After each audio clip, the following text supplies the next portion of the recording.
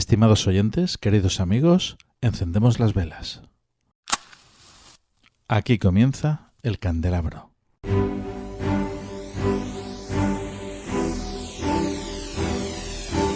En la oscuridad de la noche, el candelabro nos ilumina y nos cubre de misterio. Arqueología imposible, geometría sagrada, simbología, encuentros cercanos a la muerte, esoterismo, ocultismo, misterios de la historia y ciencias de frontera que nos llevarán a otra dimensión. Todos los viernes a medianoche en Cadena Azul Radio y Azul FM. También puedes vernos en nuestro canal de YouTube y escucharnos en la plataforma iVoox.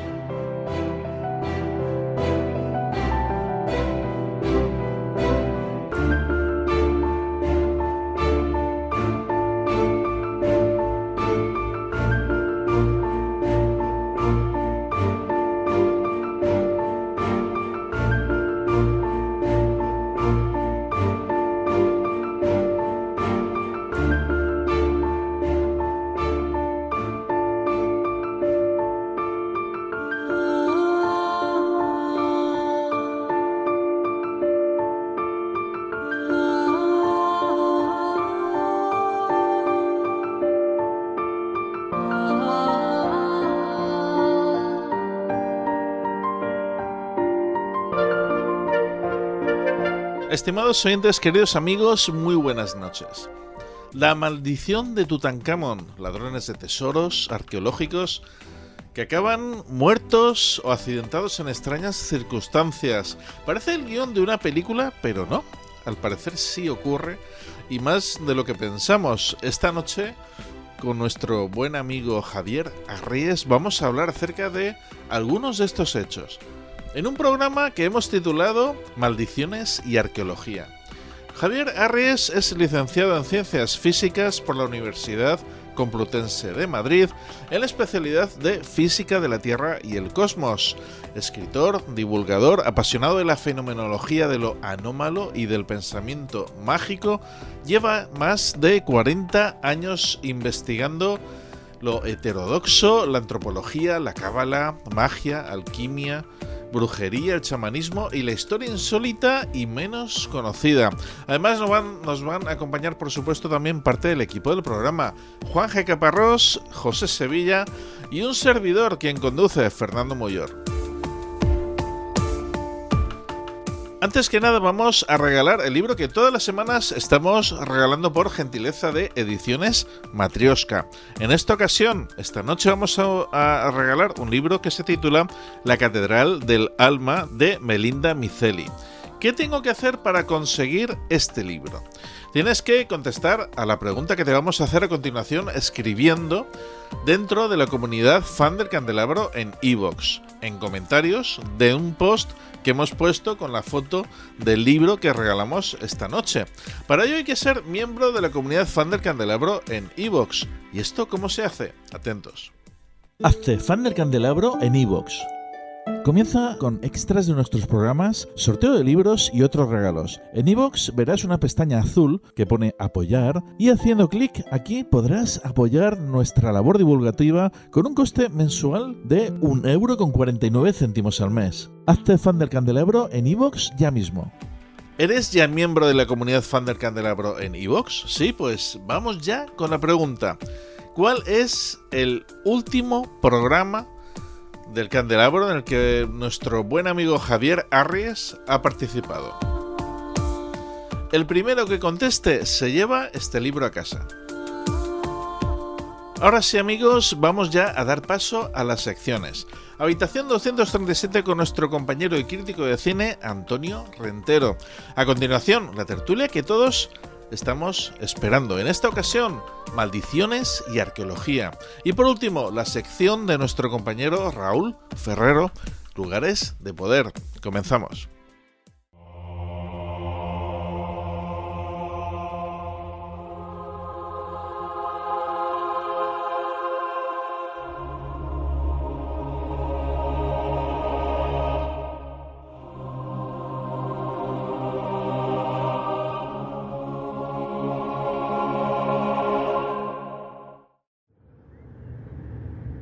Habitación 237.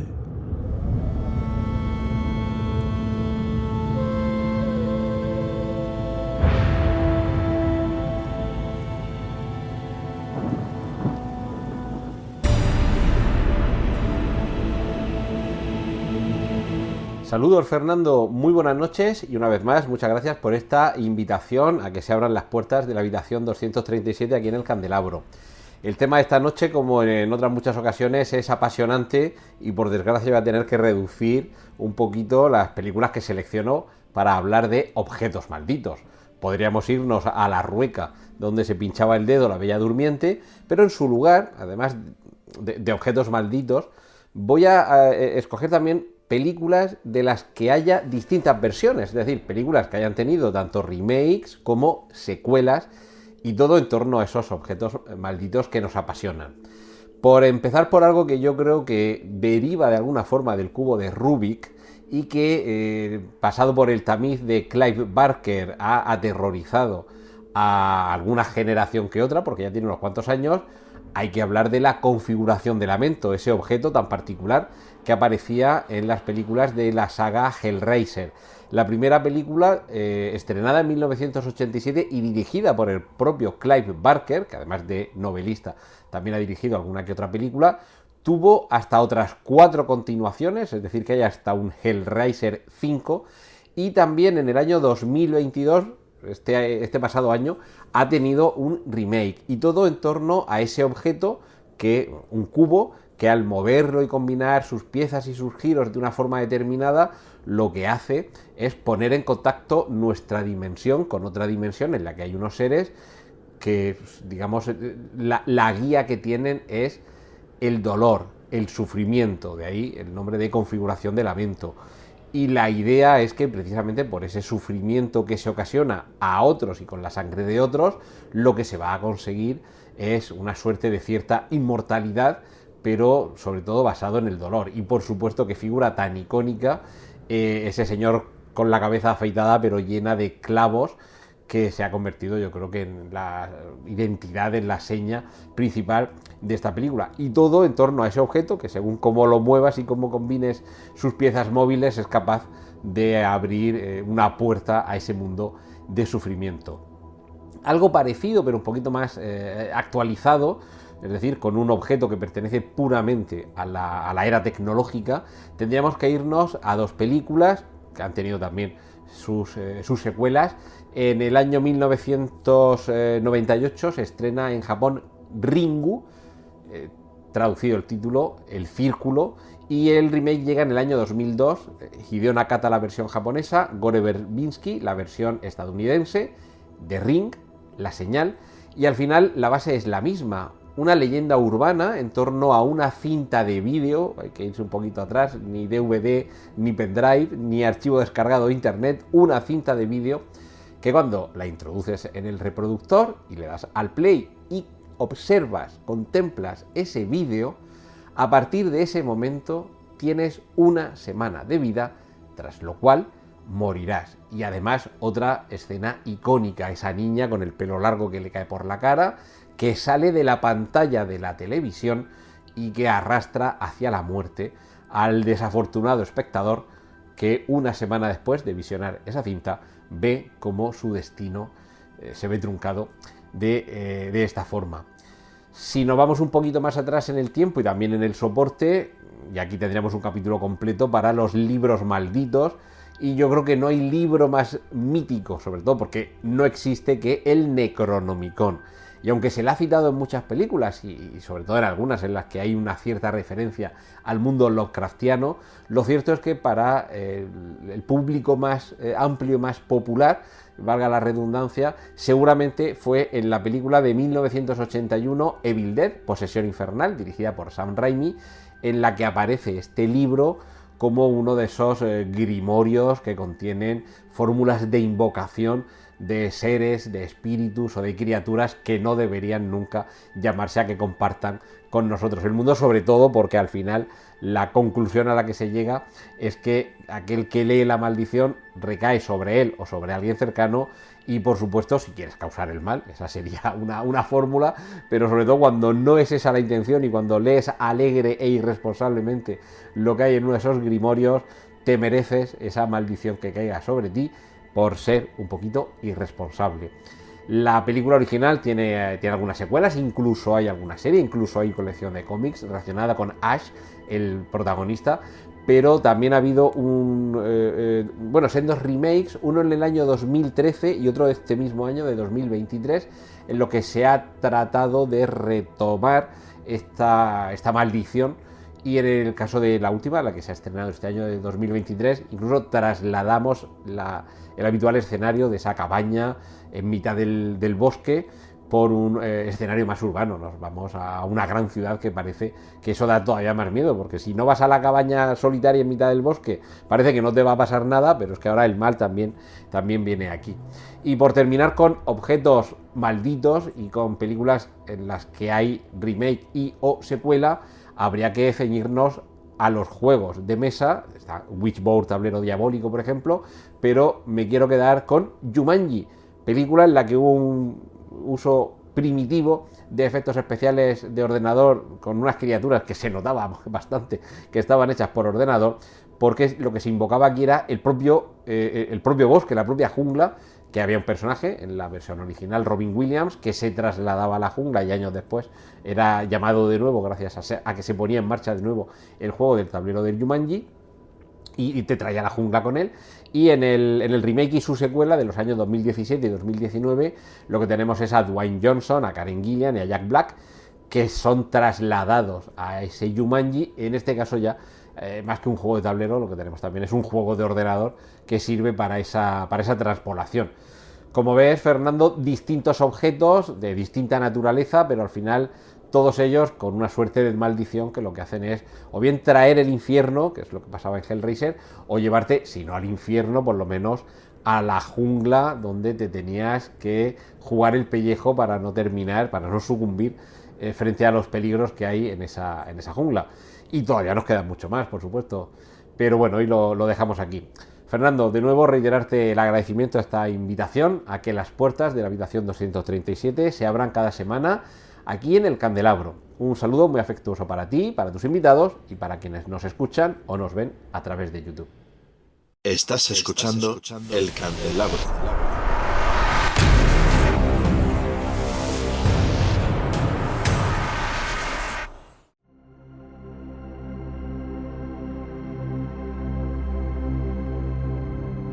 ¿Qué tiene de cierta la maldición de Tutankamón? ¿Puede un objeto antiguo contener una maldición o un fantasma del pasado?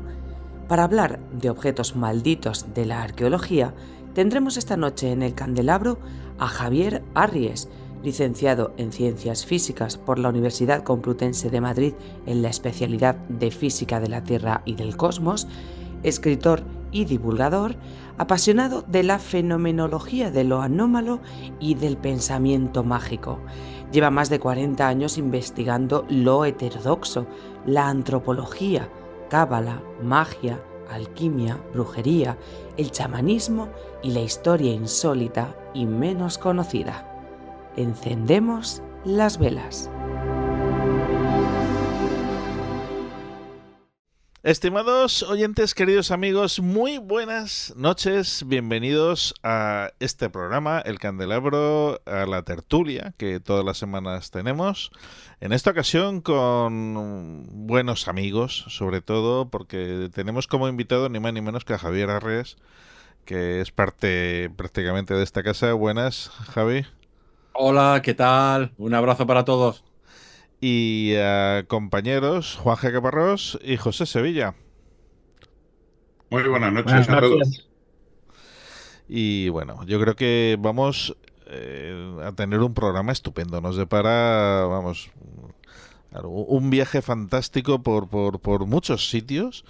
O sea que vamos a apretarnos bien los cinturones de aquí en el sillón a los pies del candelabro y comenzamos. Vamos a comenzar, Javier, por contarnos así a modo un poco de resumen. Primer tema, ¿no? ¿Qué es lo que vamos a hacer esta noche? Dar un repasito yo lo llamo arqueología y maldiciones, ¿no? Porque, bueno, pues objetos malditos ya hemos hablado alguna que otra ocasión. Y los de todo tipo, ya sabemos, muñecas, fijaros, ahí tengo a Anabel pidiéndome de cenar rápidamente. y bueno, pues ese tipo de cosas ya las conocemos. Pero a mí hay una parte de este tema de las maldiciones, que da mal rollo, por supuesto, pero que me gusta mucho porque está asociado a la historia, ¿no? Y son objetos que no son la típica joya del abuelo, no, son cosas que vienen del pasado muy remoto.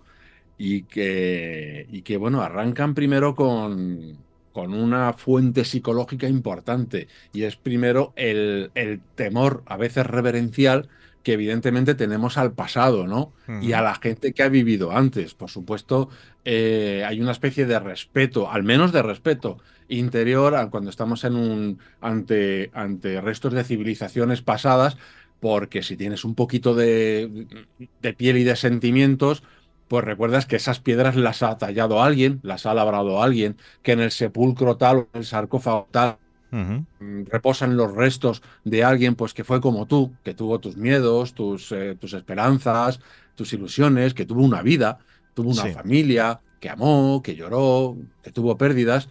Y oye, pues eso genera algo dentro de uno, ¿no? Entonces, uno se pone, y hablando con amigos que son arqueólogos, uno se pone en la piel de cuando van a esos lugares y tienen, pues en algunos casos, por ejemplo, que abrir una tumba, ¿no? En la egiptología, por ejemplo, por las famosas tumbas egipcias, o entre en el imperio inca, o en determinadas culturas amerindias, ¿no?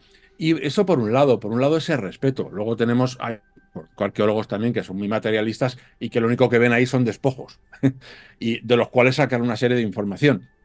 Les falta ese lado humano, pero yo creo que la mayoría, y conozco muchos que sí, aunque sean científicos y aunque utilicen el método científico, sienten esa pulsión, ese respeto por el pasado. Respeto que a veces se convierte en miedo. ¿Por qué? Pues porque estamos hurgando en tiempo atrás, en mucho tiempo atrás, en tiempos muy antiguos en ocasiones, y cuanto más antiguo es el tiempo, es como más brumoso, como más extraño, como más dispar, más desconocido para nosotros. Y por otra parte, estamos hurgando también en las vidas de gente que vivió y que tenemos esa idea de que persisten, ¿no? De que andan por ahí todavía, y sobre todo apegados a esos objetos. Así que una primera cosa que te voy a contar, Fernando, y a todos, es que hay muchos arqueólogos que sienten ese respeto cuando van a hacer estas cosas. O sea, que no cogen la pala y se lían ahí a sacar restos como locos, ni mucho menos, que van con cierto miedo. Y voy a empezar hablando... Pero tú, o sea, ¿crees en serio en estas maldiciones? Esa tensión la tenemos todos, ¿no? Es decir, esa cosa que nos da el estar ante un arresto arqueológico, no lo sé, no hemos sentido. Yo recuerdo que tú vienes precisamente del mundo de la ciencia, ¿no? Porque... Sí. Vamos, tu carrera es... Pero no soy materialista, ¿eh? O sea, no soy un materialista acérrimo. Pienso que es posible que haya algo más que la materia. Y que eso sí, soy muy riguroso a la hora de examinar datos físicos, químicos, astronómicos. Es decir, yo no utilizo un grimorio, ¿no? para estudiar el Sol o la Luna. Para eso se utiliza un telescopio, un radiotelescopio, etcétera. Y para ver las enfermedades, pues hay que ver los virus con sus microscopios y con las herramientas científicas que tenemos. Pero eso no quita para que fuera de ese campo, que yo creo que tiene su campo y tiene su propio método, su propia ciencia, puede haber otra cosa, puede haber una cosa que no sea la materia y el puro átomo, ¿eh? No lo sé. Evidentemente no tengo la certeza ni puedo decirlo, pero algo en mí me hace pensar que sí, que hay algo más. Y no solo yo, es decir, hay físicos, por ejemplo, como Paul Davies, que piensan que esto está tan bien hecho, que los átomos están tan bien conjugaditos, que las constantes de gravitación, de Planck, etcétera, están tan simétricamente calculadas que parece que han sido diseñadas a posta, ¿no? Hawking diría que no, que estamos aquí y esa es la prueba de que no, de que ha habido casualmente se han puesto a todas de acuerdo todas esas constantes y ya está. Pero yo estoy con Davis, es extraño, es curioso, porque coges esas constantes, las llevas un poquito más para acá o un poquito más para allá y este universo se derrumbaría, no se sostendría. Con lo cual, a mí la existencia del ser, las ideas de Platón y cosas por el estilo no me desagradan, ni mucho menos. No me parecen ni locas ni nada. Vamos a dar paso, antes que comiences a profundizar, también a nuestros compañeros, a José Sevilla, por ejemplo, que nos cuente un poquito acerca de todo esto. ¿Qué piensa? Bueno, lo primero que tenemos que tener en cuenta es que desde que el ser humano es ser humano, siempre ha creído en la magia, en la trascendencia y en un montón de cosas, porque si no, no seríamos como somos. Y luego, solamente hay que pensar en una pequeña cosa. ¿Todo el mundo está dispuesto a romper un espejo sin ningún tipo de remordimiento, a pasar debajo de una escalera? ¿Tiene la gente unos calcetines o una corbata de la suerte que se pone para ir a un examen? Es decir, la creencia en el más allá, y si ya no hablamos de creencia, simplemente la superstición, es algo que nos acompaña como seres humanos y puede ser desde el típico futbolista que entra con el pie derecho en el campo de fútbol, el que si se cruza el gato negro, cualquier tipo de cosa. No existe prácticamente nadie que no tenga ningún tipo de superstición o ningún tipo de creencia y que le dé todo absolutamente igual. Y luego, como ha dicho Javier, desde nuestra soberbia, en ocasiones olvidamos el carácter humano de aquellos que nos han precedido, ¿no? Cuando vamos a un museo y vemos una momia egipcia, pues bueno, esa momia egipcia fue una persona que tuvo un sistema de creencias y que precisamente nosotros lo hemos alterado por exhibirle. Le hemos sacado y a lo mejor estamos involucrados en su vida, en el más allá, dentro de su sistema de creencias. Y la magia era el elemento básico por el cual en muchísimos pueblos se protegía el descanso de los difuntos, con lo cual siempre hay que mantener un respeto y una pequeña duda, porque si fuera un mundo en el que vivimos absolutamente plano, de blanco y negro, en el cual todo se acaba, pues esto sería también bastante triste. Y en lo que decía Javier, simplemente si la Luna estuviera a unos pocos miles de kilómetros más cerca o más lejos, tendríamos problemas con las mareas, tendríamos problemas con la gravedad. Si estuviésemos un poco más lejos del Sol o más cerca, la temperatura nos haría el planeta inhabitable. Es decir, la idea de que todo responde a un gran plan, pues cada vez es más atractiva. Conforme se estudia más, se llega a esa conclusión. Sí, sí. Juanje. Sí, yo estoy totalmente de acuerdo en lo que se dice. Realmente esto de que hay un plan establecido, o un orden establecido, cada vez estaba, digamos, más cerca de esa verdad. Y sobre todo también estoy de acuerdo con que la magia siempre, digamos, acompaña al ser humano. Incluso llega a confundirse con la religión. O sea, no, muchas veces muchos ritos religiosos, incluso actuales, que incluso que en el mismo cristianismo, parten de una magia previa, ¿no? Por ejemplo, se me ocurre los objetos venerados que hay, por ejemplo, cuando hay así un relicario, porque vamos, uno va por toda Castilla y ve los huesos, el dedo de esa no sé quién, la pestaña de esa no sé cuánto, o sea, una mezcla, ¿no? O incluso la piedra con que fue, digamos, lapidado, yo qué sé, tal santo, ¿no? Un poco se mezcla lo que es la magia y la religión. Y luego también me gustaría preguntar si a veces ese objeto, digamos, maldito también a veces puede ser, por otra parte, considerada como un objeto venerado. O sea, puede darse que para una gente una momia, por ejemplo, pueda ser algo que rompe, digamos, el equilibrio, en este caso, algo negativo, pero para alguien puede ser, digo, la momia, o otra cosa sea algo, digamos, no sé, positivo, o algo que dé, digamos, beneficio, ¿no? Sí, pero Juanja, hay un matiz. La religión hace que el sujeto sea un sujeto pasivo. Es decir, que hace una petición a la deidad y la deidad voluntariamente puede cumplir o no cumplirla.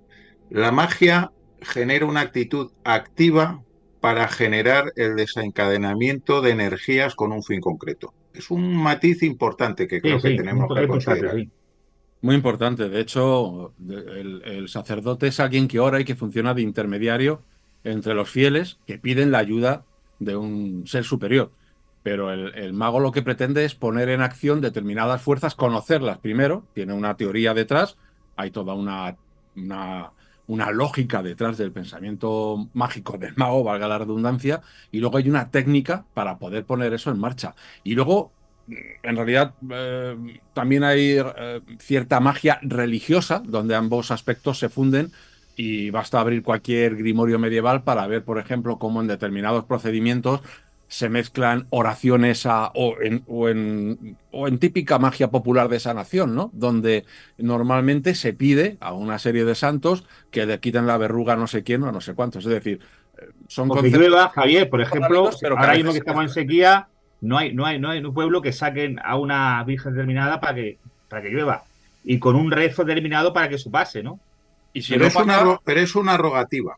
Sí, es lo que tenéis. Sí. Pero ojo, hay un elemento mágico muchas veces, porque si no hace caso el santo, que eso no se le ocurriría, es decir, desde el punto de vista religioso puro, eso no ocurriría. Si el santo no accede, se le echa al río.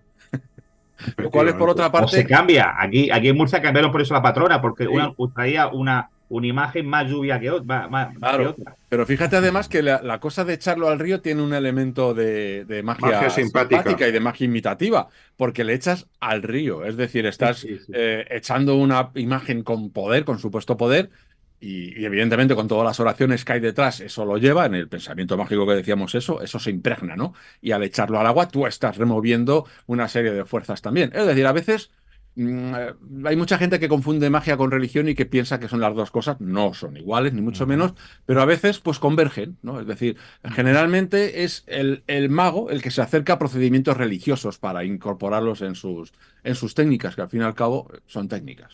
Pues... Sí, pero mira, has usado una palabra importante y que puede ser determinante en la relación a los objetos así que pudiéramos llamar malditos o algo, que es el concepto de la impregnación. Claro. ¿Por qué no nos detallas un poquito más ese concepto?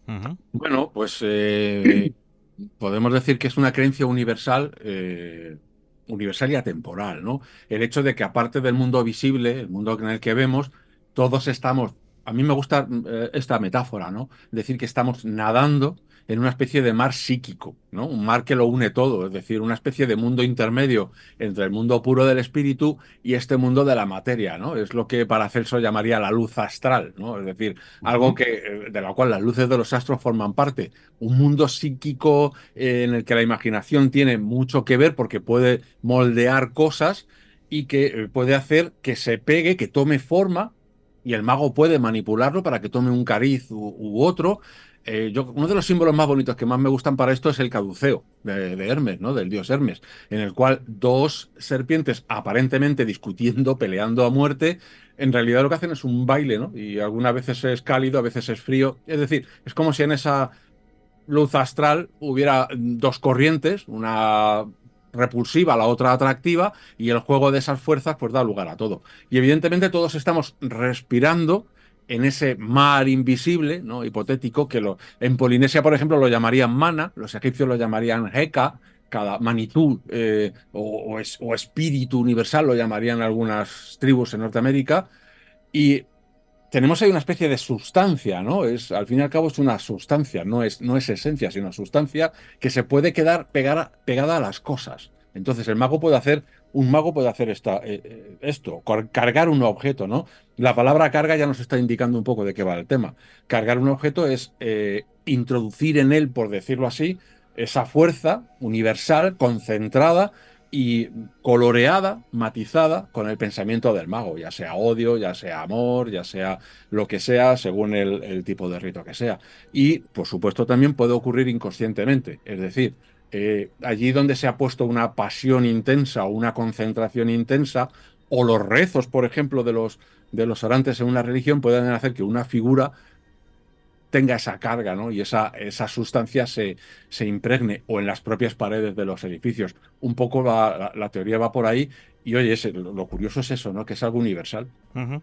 Te quería preguntar porque bueno, tenemos un radioyente precisamente que se ha enterado casualmente que hacemos este programa, además un radioyente desde Venezuela, ni más ni menos, o sea que bueno, saludamos aquí a todos los venezolanos. Abraham se llama y nos ha escrito preguntando lo siguiente para ti, para Javier Arres. Si la ley hermética en su principio de correspondencia transmite que como es arriba es abajo y como es abajo es arriba, ¿puede un objeto desprovisto de una intención sagrada ser víctima de un fin maldito? Y si es así, en consonancia con esta ley, ¿puede el hombre desprovisto de una intención sagrada ser el mismo objeto de maldición, siendo su fin en este mundo manipulado por fuerzas oscuras? Un ser humano. Sí, sí, sí. Sí, sí. Según muchas doctrinas tradicionales, sí, efectivamente. De hecho, por ejemplo, en el hebraísmo es corriente la creencia en seres humanos que están, pues prácticamente que son hombres espejo, ¿no? O sea, que reflejan todo lo que se les pone por delante porque no tienen una conciencia propia. E incluso la idea de que están únicamente animados por esa esencia vital de la que hablábamos en aquel programa de Cábala, pero su espíritu ya se ha ido. Es decir, están muertos. De hecho, Espiritualmente están muertos y lo único que les queda es ese alma instintiva que hace que puedan tener una serie de sentimientos muy básicos, unos pensamientos muy básicos, por eso son espejos, no tienen ellos una conciencia propia. Y en otros casos también, pues hablábamos también, creo de recordar en ese programa o el en otros golem. del Dibuk, ¿no? De Sí, la efectivamente. posesión por parte de, en este caso, de una entidad de un ser vivo que ha muerto, una persona que ha muerto y que no ha podido terminar alguna cosa y que impregna de alguna manera el alma de otra persona. En ese caso, y también, por supuesto, la posibilidad de que haya espíritus no humanos que lo puedan estar manipulando. Eso es otra creencia también universal. El hecho de que una persona pueda, llamémoslo así, ser un talismán negativo manejado por fuerzas maléficas. Ojo, lo contrario también. Evidentemente, una persona también puede ser un talismán benéfico porque esté abierta a influencias de lo alto, ¿no? De lo divino. Así que, por supuesto. De hecho, en el tema judío, en los últimos tiempos hubo dos ceremonias de maldición, una que fue contra Rabín y otra que fue contra Sharon, perdón, en el cual determinados rabinos lanzaron una maldición que acabó materializándose en el atentado y en la apoplejía del otro, o el mismo golem, el Sí. retrato del golem. Sí, sí, lo de los rituales efectivamente se pueden llevar a cabo pues una de las cosas también que conviene distinguir, la maldición no tiene por qué ser únicamente, digamos que el objeto de fuerzas tónicas, fuerzas subterráneas, fuerzas malignas, por decirlo así.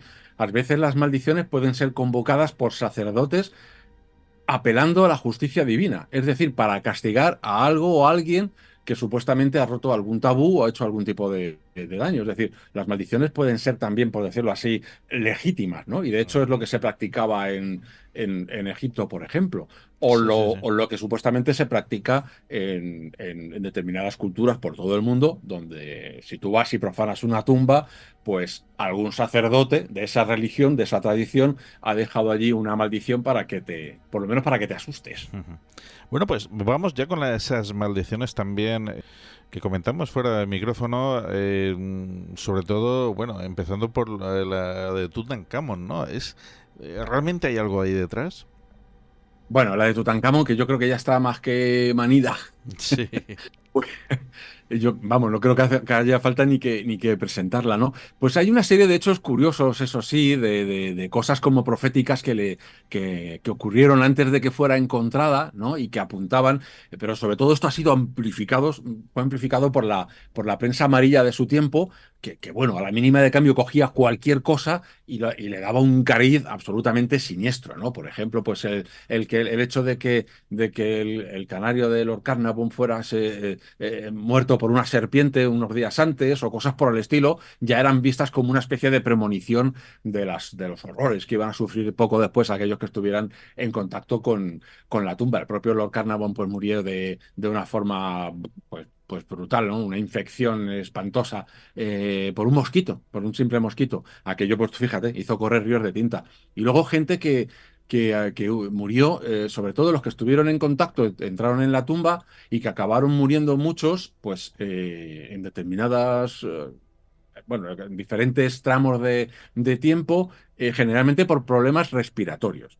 Y esto tiene una explicación, que ya sabemos que es el Aspergillus nigrus, ¿no? Que cuando en un sitio cerrado pues pueden prosperar todo tipo de hongos y de microorganismos diminutos, microscópicos, que pueden afectar a nuestro sistema respiratorio. Si eres una persona ya de cierta edad o has tenido algún problema respiratorio, pues es fácil que sucumbas, ahora ya menos, evidentemente, gracias a los avances médicos, pero en el momento del descubrimiento de la tumba de Tutankamón, pues muchas de las muertes que hubo a su alrededor se pueden explicar. Luego hay otras, pues muy curiosas, ¿no? De gente que estuvo en contacto con la tumba y, pues, por ejemplo, un príncipe musulmán que murió de un disparo por su esposa, a la que maltrataba, por cierto, es decir, que también hay una explicación. Y cosas por el estilo, ¿no? Es decir, se han buscado maldiciones asociadas a la maldición de Tutankamón por todas partes. Sí te voy a contar una cosa curiosa que es menos conocida, Fernando, y a todos, pues, que es el tema de la maldición de las trompetas, de las supuestas trompetas. Bueno, supuestas no, existen. Y es que dentro de los artefactos muchos del tesoro de Tutankamón se encontraron un par de trompetas largas. Se pueden ver las fotos por internet, generalmente en blanco y negro porque son antiguas. Una era de plata, la otra era de bronce, ¿no? Y lo curioso es que estas dos trompetas pues estaban decoradas con dioses guerreros. Eran como trompetas de guerra, ¿no? Las típicas trompetas que suelen utilizarse en la batalla. Bueno, pues uno de los del equipo de Carter, el descubridor de la tumba, Alfred Lucas, tocó una de estas trompetas delante del rey Farouk de Egipto, se rompió y la restauraron. Pero ya de momento el hombre va a tocar y ¡pum!, la rompe. Uy, mal rollo. Y en 1939 es una fecha, pues digamos, clave, ¿no? en todo este tinglao. Y la BBC, la famosa BBC, pues consigue el permiso del Servicio de Antigüedades de Egipto para radiar un programa en directo en el que se transmitiera el sonido de la trompeta. Tú fíjate qué idea. Encuentran estas trompetas y, bueno, claro, evidentemente todo lo que tiene que ver con Tutankamón genera en el público una atracción increíble. Pues encontraron las trompetas y dijeron, esto hay que radiarlo, ¿no?, por el mundo entero. Efectivamente, así se hizo. Os recuerdo que estaban decoradas con temas de guerra, es decir, son unas trompetas bélicas de guerra. Vale, pues nada, pues se hace este programa. El presentador del mismo era un famoso presentador del momento que se llamaba Rex Keating. Estuvo entrevistando a este hombre, a Alfred Lucas, que fue el que tocó delante del rey Farouk. Y bueno, pues 5 minutos después de que comienza el programa, hay un apagón en el Cairo. Entonces, pues se quedan a oscuras en medio de la entrevista, ¿no? Y esto radiándose a millones de hogares por todo el mundo. La BBC, o sea, todo el mundo estaba sintonizando el programa, ¿no? Como cuando veíamos los primeros pasos del hombre en la luna, pues igual, una noticia tremenda. Bueno, pues a los 5 minutos, como digo, apagón y se quedan a oscuras. Vale, pues tienen que poner velas. El trompetista que la toca fue James Tapper, un músico conocido en su momento, y sonaron las trompetas en 150 millones de hogares distribuidos por todo el mundo. Vale, pocos meses después estalla la Segunda Guerra Mundial. ¡Pum! Ahí queda la cosa. Evidentemente, la prensa amarilla, que ya hacía mucho tiempo que no sacaba muchas cosas de Tutankamón, dijo, las trompetas de guerra han anunciado pues evidentemente la llegada, ¿no?, de la Segunda Guerra. Bueno, no queda ahí la cosa. En 1967 dicen que alguien tocó la trompeta en el museo y pocos días después tiene lugar la Guerra de los 6 días, en la que pues Israel y sus vecinos islámicos tuvieron una serie de problemas, ¿no? En 1990, el curador del museo es el que toca una de estas trompetas y poco después tiene lugar la Guerra del Golfo. Es decir, todo, fíjate, asociado con guerras, ¿no? Y ya más adelante, un empleado la tocó también en el museo. Qué manía de tocar las cosas, por cierto. La tocó en el museo. Y una semana después tuvo lugar allí en Egipto la sublevación contra Hosni Mubarak. Esto fue en el 2011, ¿no? Que es la famosa revolución egipcia de 2011. Bueno, hubo tal caos en ese momento que la trompeta, la de bronce, fue robada del museo y apareció en el metro junto a otros objetos de la tumba, pues poco después. Pero fíjate, todo esto que es menos conocido, ¿no? Lo del caso de las trompetas de la guerra de... Habría que averiguar si la han tocado hace poco, porque también llevamos una Sí, racha. seguramente. Yo te voy a preguntar si alguien ha tocado, porque vamos. Pues todavía no sé, porque estas noticias tardan en llegar, ¿no? Pero no me extrañaría nada de que leyendo algún periódico de por allí me enteré de que sí, de que algún listo en el cambio, por ejemplo, de objetos que se está haciendo en el nuevo museo, lo mismo ha dicho, pues voy a tocarla. Esto es como la famosa silla maldita de Valladolid, que todo el mundo estaba, o de Cusby, ¿no? En Inglaterra, que todo el mundo estaba empeñado en sentarse. Oye, que te puedes morir. Ah, pues, ¿a que no tienen narices? Ah, como que no. Sí, típico, ¿no? Pues igual las trompetas. Fíjate, algo menos conocido de la famosa maldición de Tutankamón, pero realmente curioso también. Juanje. Sí, quisiera preguntarle a Javier, el tema este sobre las momias. ¿Existe, digamos, una especie de momias malditas unas más que otras? ¿O es un poco, digamos, arraigado de ciertas cosas? Pues mira, te voy a decir, me voy a ir a América, por ejemplo, para que veamos. Allí es un sitio en el que este tipo de cosas está muy al día, porque continuamente hay excavaciones en México, Perú, Guatemala, evidentemente, pues a la búsqueda de todo tipo de culturas maya, inca, etcétera, ¿no? Y en Sudamérica hay una especie de maldición asociada a este tipo de cosas, que es el llamado mal de la huaca. Las huacas son los sitios sagrados en los que muchas de estas culturas pues o hacían rituales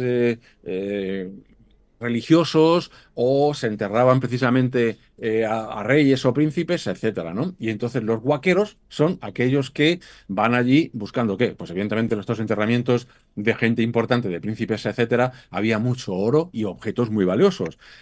Van allí, están continuamente buscando por allí tumbas a las que poder saquear antes de que el propio Estado pueda hacerse cargo de ellas, o incluso a veces cuando ya las han descubierto, para sacar objetos de allí y venderlos en el mercado negro y hacerse con un dinero. Bueno, el mal de Huaca, todo el mundo lo conoce allí y se supone que ocurre lo siguiente. Tú trastornas la vida de esos antepasados.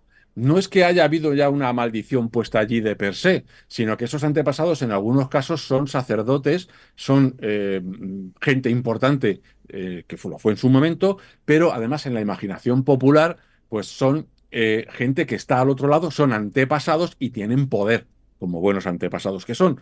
Y evidentemente no les gusta nada que les roben ni que profanen esos espacios sagrados. Entonces, el mal de la huaca consiste en que aquel que se atreve a sacar estos botines, pues se va transformando en una momia viviente. Es decir, no es el resultado de una maldición que esté inscrita allí en la tumba, sino algo que ocurre por estar manipulando cosas de los mismos antepasados, ¿no? Pues te vas convirtiendo, por lo visto, en una momia viviente, o eso es lo que ellos creen, ¿no? Dice la gente que es muy fácil reconocer a las personas que se dedican a este lucrativo negocio, pues porque se van secando y su rostro se va pareciendo cada vez más a una calavera, es decir, se van pareciendo cada vez más a esas mismas momias a las que están haciendo mal, ¿no? Hasta que fallecen.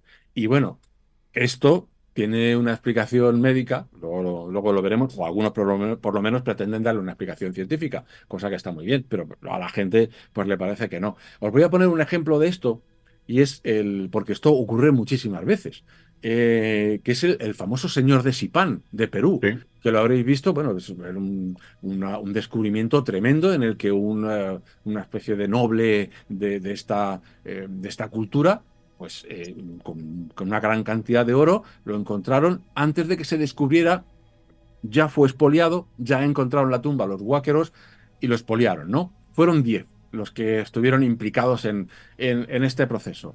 Y los cogieron rápido, pues precisamente porque empezaron a llevar una vida demasiado demasiado dinero, efectivamente, y claro, los pillaron y se han acabado recuperando todos los objetos, prácticamente todos los objetos que fueron robando. Bueno, entre estos 10 había 4 hermanos, ¿no? de apellido Bernal. Había también un tal Villanueva, 2 personajes, uno era conocido como Poporo y otro Pipa.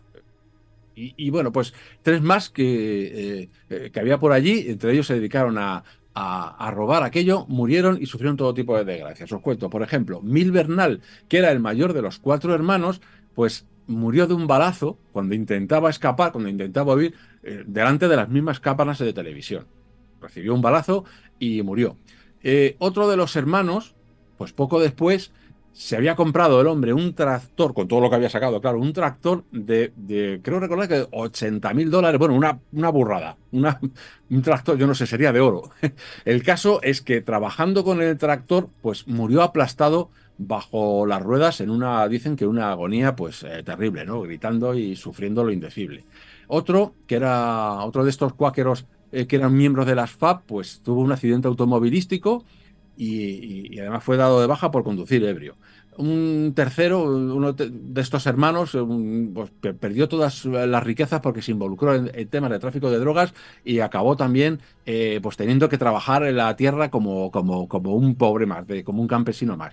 Y bueno, pues el resto de los guáqueros fueron cayendo en todo tipo de desgracias y por lo visto ni uno solo de los 10 se ha salvado, ¿no? Pues fíjate, esto ha alimentado la leyenda un montón, una barbaridad. Pero es que hay más.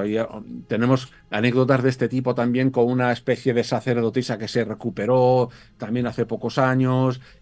Bueno, anécdotas de estas te van a contar miles. El caso es que los arqueólogos de allí, que era una de las cosas que contaba antes, pues con ese respeto y también con ese miedo al mal de Huaca, pues lo que hacen es consultar a un chamán antes de hacer ningún tipo de nada por allí, en el sitio de trabajo, en el lugar de trabajo, consultan a un chamán para aplacar a esas fuerzas y con todo respeto dirigirse al lugar correspondiente para sacar los restos con todo cuidado y con todo respeto y para asegurarse de que cuando se deje también la momia correspondiente, etcétera, en su sitio, en su museo y todos los objetos, pues lo haga con el favor de ese antepasado, es decir, que sea él el que diga, sí, vale, venga, os dejo. O sea, tú fíjate. Y luego están, pues, las momias que sí han hecho, que en vida dijeron, oye, sí, maldecidme la tumba al sacerdote correspondiente, y esto es clarísimo en Egipto y entre los fenicios, por ejemplo. Claro, dejar algún tipo de maldición.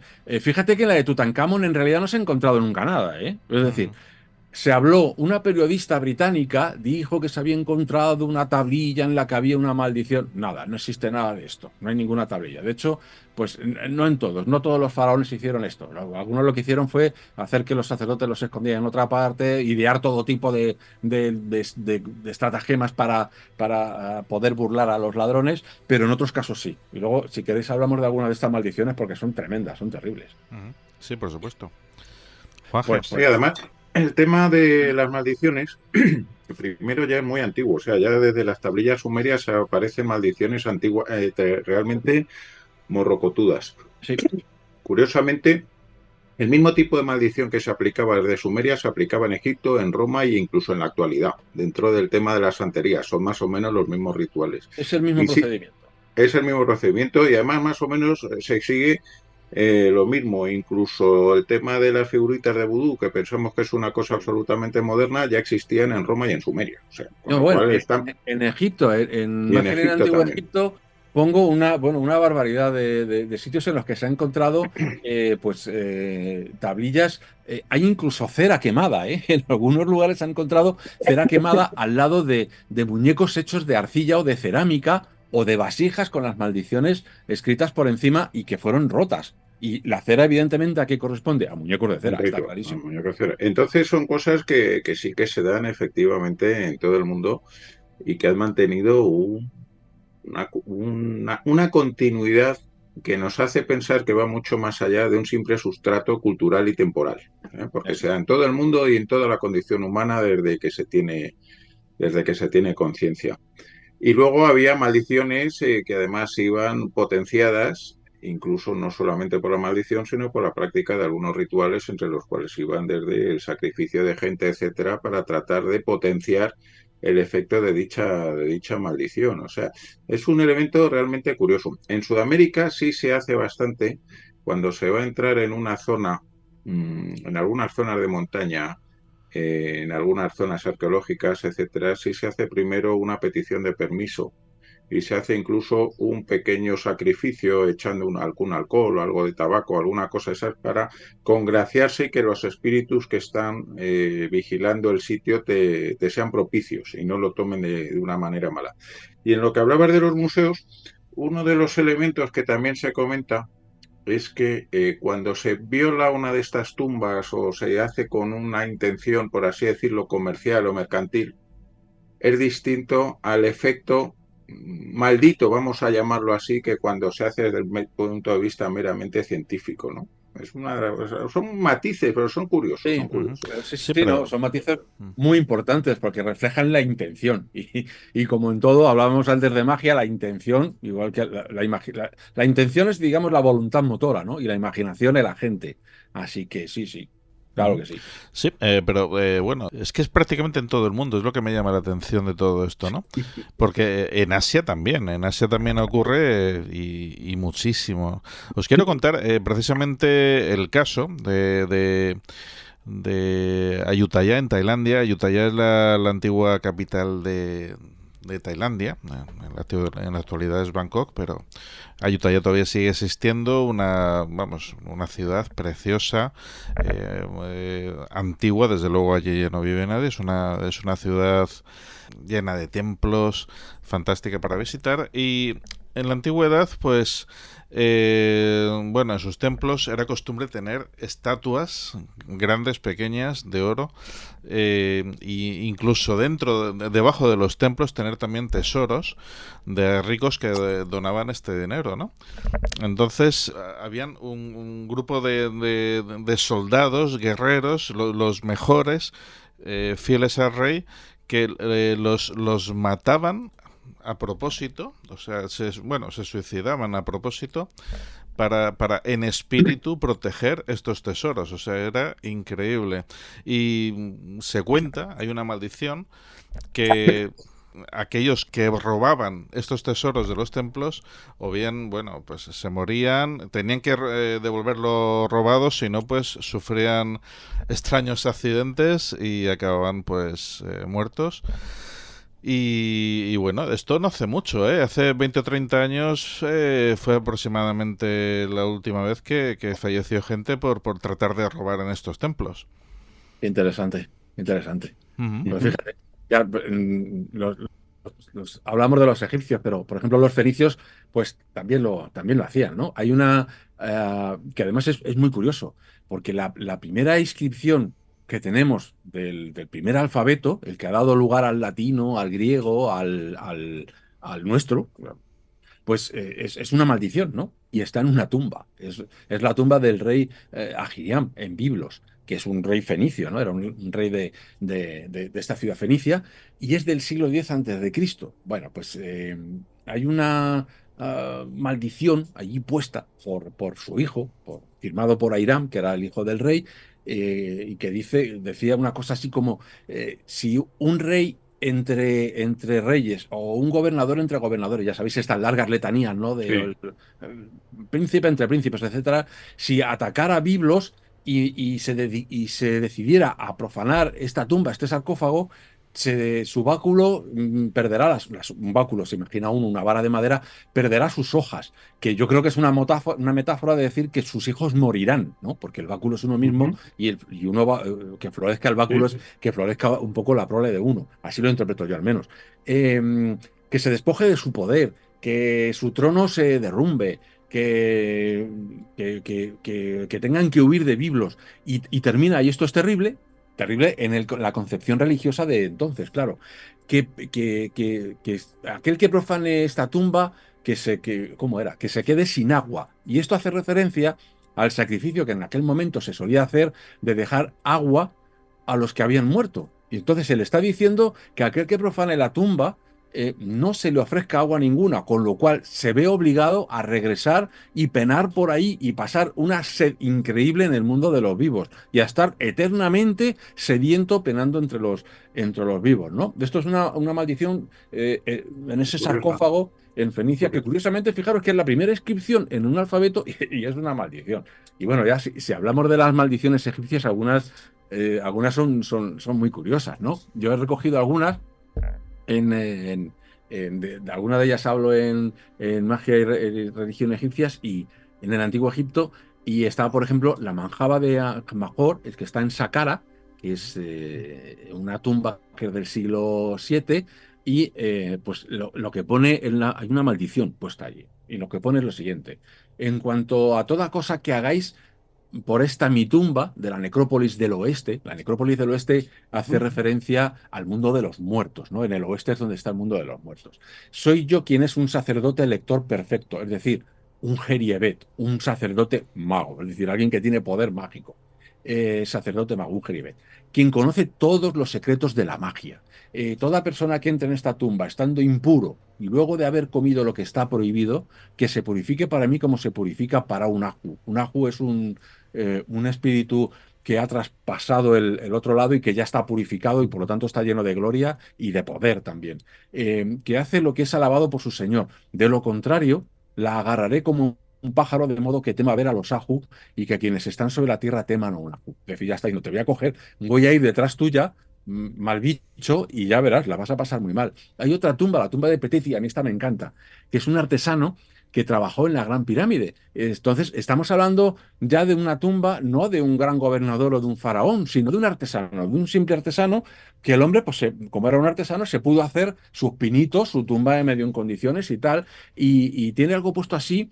Trabajó además en la Gran Pirámide, en la pirámide de Keops, y su texto pone algo así como que el cocodrilo se revuelva en el agua contra todos los que entran en esta tumba y hagan daño y la destruyan, y que las serpientes se revuelvan contra ellos en tierra, que el hipopótamo se revuelva contra ellos en el agua, que el escorpión haga lo mismo sobre la tierra. Se le dan a todos los bichos. Pero a mí, de las maldiciones egipcias, las que más me ponen los pelos de punta, primero por su contenido necrofílico y segundo por su contenido erótico extraño, malísimo, son algunas que tienen maldiciones obscenas. Os cuento. Por ejemplo, hay una en los monumentos de Sesostris III, una que dice: aquel que viole este monumento, el asno le violará.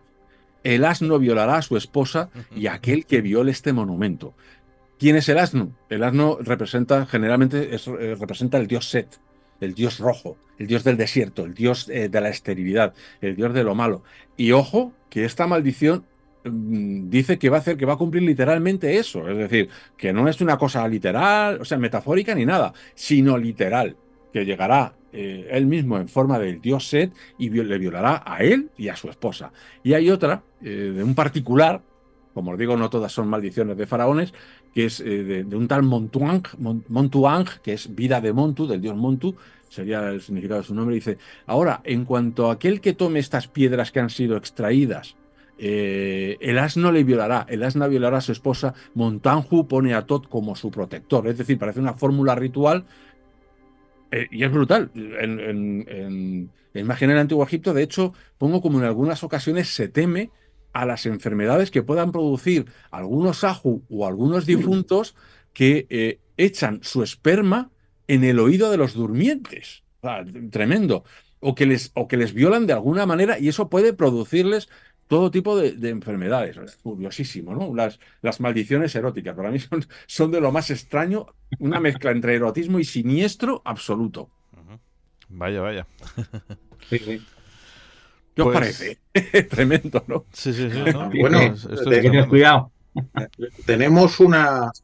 Tenemos una curiosidad que podría interpretarse con una maldición también, que es que, por ejemplo, lo primero que hacen Hitler cuando llega al poder y se produce el Anschluss es hacerse con la lanza, con la lanza de Longinos, porque es un elemento que se dice que quien la tiene en su poder tendrá el poder del mundo y una serie de cosas. Y curiosamente, en el momento en que las tropas americanas consiguen apoderarse de la lanza de Longinos, coincide con el momento en que Hitler se suicida. O sea, que todo tiene a veces... José, si ¿cuándo fue buscamos, cuando, siempre podemos qué encontrar... día fue cuando los americanos, perdona, cuándo fue cuando los americanos pillaron esta lanza? ¿Estaba en Italia? ¿Estaba La en lanza Alemania? la tenían oculta en unas minas en Austria, junto a otra serie de reliquias, una serie de cosas. Y en el momento que entran los americanos, coincide con el mismo momento en el cual Hitler se suicida. ¿Y dónde está ahora mismo Orden directa de Hitler. Ahora mismo se encuentra en Viena, pero Sí. dentro de lo que es la impregnación de los artículos, de los objetos, por ejemplo, hay una cosa relativamente desconocida, es que las banderas nazis se consagraban, y se consagraban mediante, cuando se produce el Putsch de Múnich, Claro. ahí en un momento dado caen una serie de militantes nazis bajo los disparos de la policía, ¿no? Y una bandera que llevan se impregna con su sangre, y es la llamada bandera de la sangre. Cierto. Entonces, las banderas oficiales, por así decirla, de las SS, se hace una ceremonia una vez al año, en el cual las banderas nuevas se tocaban con la otra. con la bandera de la sangre para consagrarlas e impregnarlas de ese espíritu, con lo cual estamos viendo que no nos tenemos que ir a la época egipcia para tener demasiados sistemas de estos de creencias. ¿Eh? Claro. Sí, incluso en la actualidad. Las dagas de los oficiales de las SS tenían nombre. Se las ponía nombre, igual que a muchas armas en la antigüedad se les ponía nombre, como para dotarlas también de un espíritu mágico. Efectivamente, crear una especie de elemental artificial que dotara de vida al arma, ¿no? Y hacerla más poderosa, efectivamente. Incluso en la actualidad, bueno, siguiendo mi periplo por Asia, igualmente en los mercados, mi mujer me decía, dice, oye, no se te ocurra comprar ningún objeto de estos que están vendiendo aquí antiguos, porque en su mayoría proceden de los cementerios que los roban, y entonces igual te llevas a casa un fantasma. Sí, eso es una de las... Hay que tener cuidado con esas cosas. Vamos. Efectivamente. También lo digo en objetos malditos, que ojitos, que claro, uno se va a África, a América o lo que sea, y ve un objeto particularmente curioso, a veces son caros porque evidentemente te vas a encontrar montones de máscaras hechas de cualquier manera que vende un artesano local. Pero en otras ocasiones, pues lo típico, te entra uno en una tienda y te enseñan un objeto tal, ves que es más o menos original y oye, te estás llevando algo que a lo mejor ha estado metido en un templo, ha estado pues siendo utilizado en vaya usted a saber qué ceremonias, efectivamente. Y no solamente de un templo, porque entre objetos claro, malditos, por ejemplo, templo tenemos, por ejemplo, los grandes diamantes. Algunos de los diamantes se le puede seguir un rastro de más de 20 y tantas muertes hasta que han acabado en algunos museos como el Smithsonian, ¿no? Que parece que es el momento donde han cesado. En el que han llevado, han supuesto asesinatos, suicidios, quiebras de imperios empresariales y hasta casi pérdidas de un imperio, ¿no? Es un tema muy interesante. Ese es el diamante Hope, que también lo trato en objetos malditos. Hope. También está el Quarnur. Hay varios, hay un montón de ellos. El Hope es muy curioso, es uno de mis favoritos. Está allí en el Smithsonian y recibe, creo que tantas visitas como la Gioconda en el Louvre, no te digo más. Y ahora se supone que está libre de maldición porque como ya no pertenece a nadie, sino que es del Smithsonian, que es como algo público, pues ya puedes verlo sin que haya ningún problema. Pero en este caso, en el caso del Hope, que yo seguí mucho su pista hasta que incluso encontré los libros de un tal Tavernier, que era un comerciante, ¿no? Y alguien que se dedicaba a ir a la India, generalmente iba a la India, comerciaba con la gente para obtener joyas preciosas y otro tipo de materiales, especias, por ejemplo, y luego iba hasta la corte de Luis XVI, de Luis XIV, perdón, Luis XIV, y le vendió el Hope antes de que, ahora mismo es un pedrusco así, pero es que antes era el gran azul, que era una bestialidad de diamante, que luego fue retallado y partido en piezas, se la vendió a Luis XIV por un dineral y pude seguirlo, y además están por ahí tengo los diarios de este hombre, y de los diferentes diamantes que fue llevándose a Francia, y muy curioso, a partir de ahí, pues luego una serie de desgracias y tal. Lo que ha pasado con el Hope, pasó también un poco con la maldición de Tutankamón, que luego entró la prensa amarilla, y cuidado que muchas de las muertes estas se pueden seguir, y efectivamente quien tuvo el diamante, pues sobre todo muchos de ellos tuvieron problemas con sus matrimonios y problemas de juego, sobre todo cuando estuvo en Inglaterra.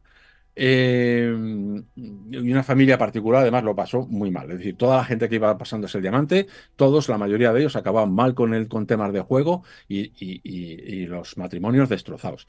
Y luego lo compró un famoso matrimonio que salía en todas las revistas de entonces y toda la prensa estaba encima de ellos, ¿no? Y a partir de ahí la prensa empezó a inventarse una serie de locuras, una serie de cosas que se había pertenecido a un sultán que no sé qué. Luego rastreando esto resulta que ni existe el sultán, ni existe el comerciante no sé qué. Digamos que de la mitad de las muertes que se le achacan, la mitad las crearon la prensa rosa en su momento, cuando empezaron a llamarle el diamante judú. Que es el judú, es el vudú de Nueva Luisiana Orleans. y de Nueva Orleans, efectivamente. Y bueno, a partir de ahí tuvo una mala fama de narices. Pero bueno, como el Job hay otros muchos más, ¿no? También incluso algunos en las joyas los llevan ahora mismo los monarcas ingleses, ¿no? En las joyas de la corona. Es un dato curioso también el de las joyas, sí. Y luego tenemos una piedra mucho más humilde, que es hay un volcán en Hawái, y entonces está prohibido totalmente coger piedras porque es un parque nacional. Pero es que además ese volcán, por lo visto, es donde vive una diosa. Y todo el que se lleva una de las piedras le persigue la mala suerte. Hasta tal punto que se comenta que el Servicio de Parques y Jardines de Hawái recibe todos los años 300 o 400 piedras en sobres de gente que se la ha llevado, le han ido malas cosas. Y Dice, han por devuelto favor, devuelvan la piedra porque esto me está yendo las cosas bastante mal, ¿no? Hay Eso, cosas curiosas. sí, eso es el robo de objetos y la devolución de objetos, que hice un artículo sobre él. Bueno, por cierto, no recuerdo ahora el nombre de la diosa, es muy importante en el panteón polinesio, no lo La recuerdo ahora. Malalea o una cosa así, No, con un es un nombre muy nombre de dos extraño. sílabas, lo recuerdo ahora. Bye. Pero en la exposición ahora que hay de Poderosas y Malditas, en Madrid, si podéis ir a verla, una maravilla. Precisamente hay algunas figuras de la diosa, de su relación con los volcanes, etcétera, con la vida y con la muerte, y realmente muy curiosa. Pero lo que decías, José, de objetos que son devueltos, hice un artículo sobre ese tema porque es realmente curioso. ¿Sabes dónde ocurre mucho eso? En Pompeya. En Pompeya es una Vaya. locura. En Pompeya es una absoluta locura, porque incluso el curador de allí del museo llegó a hacer una especie de exposición paralela en Pompeya con los objetos que les habían sido devueltos, con cartas pidiendo perdón porque se habían llevado el objeto y habían tenido pues todo tipo pues, de maldiciones, de problemas, una cosa tremenda, ¿no? Bueno, allí es que se han llegado a llevar una serie de cosas de locura. En el 2019, por ejemplo, algunos de los casos que yo estuve recogiendo, una joven británica fue sorprendida por un vigilante que estaba arrancando 15 teselas del domus del Ancla, ¿no? Uno de los famosos Qué domus brutal. de por allí. Y hace unos pocos años, 4 hermanos franceses, bueno, pues descubrieron a unos turistas norteamericanos que estaban llevándose parte de los frescos de las termas del Foro. Madre mía. Una locura. Los carabineros encontraron otros, además de lo que se estaban llevando, otros que llevaban en su bolsa. 2014, en el aeropuerto de Fiumicino, 2 turistas estadounidenses fueron sorprendidos tratando de llevarse, atención al dato, una cornisa de 30 kilos. De allí, de Pompeya. Y bueno, pues como os digo, Máximo Sana, que es el nombre del superintendente de Pompeya, ha hecho una exposición de estos objetos que es que reciben como unos 100 al año.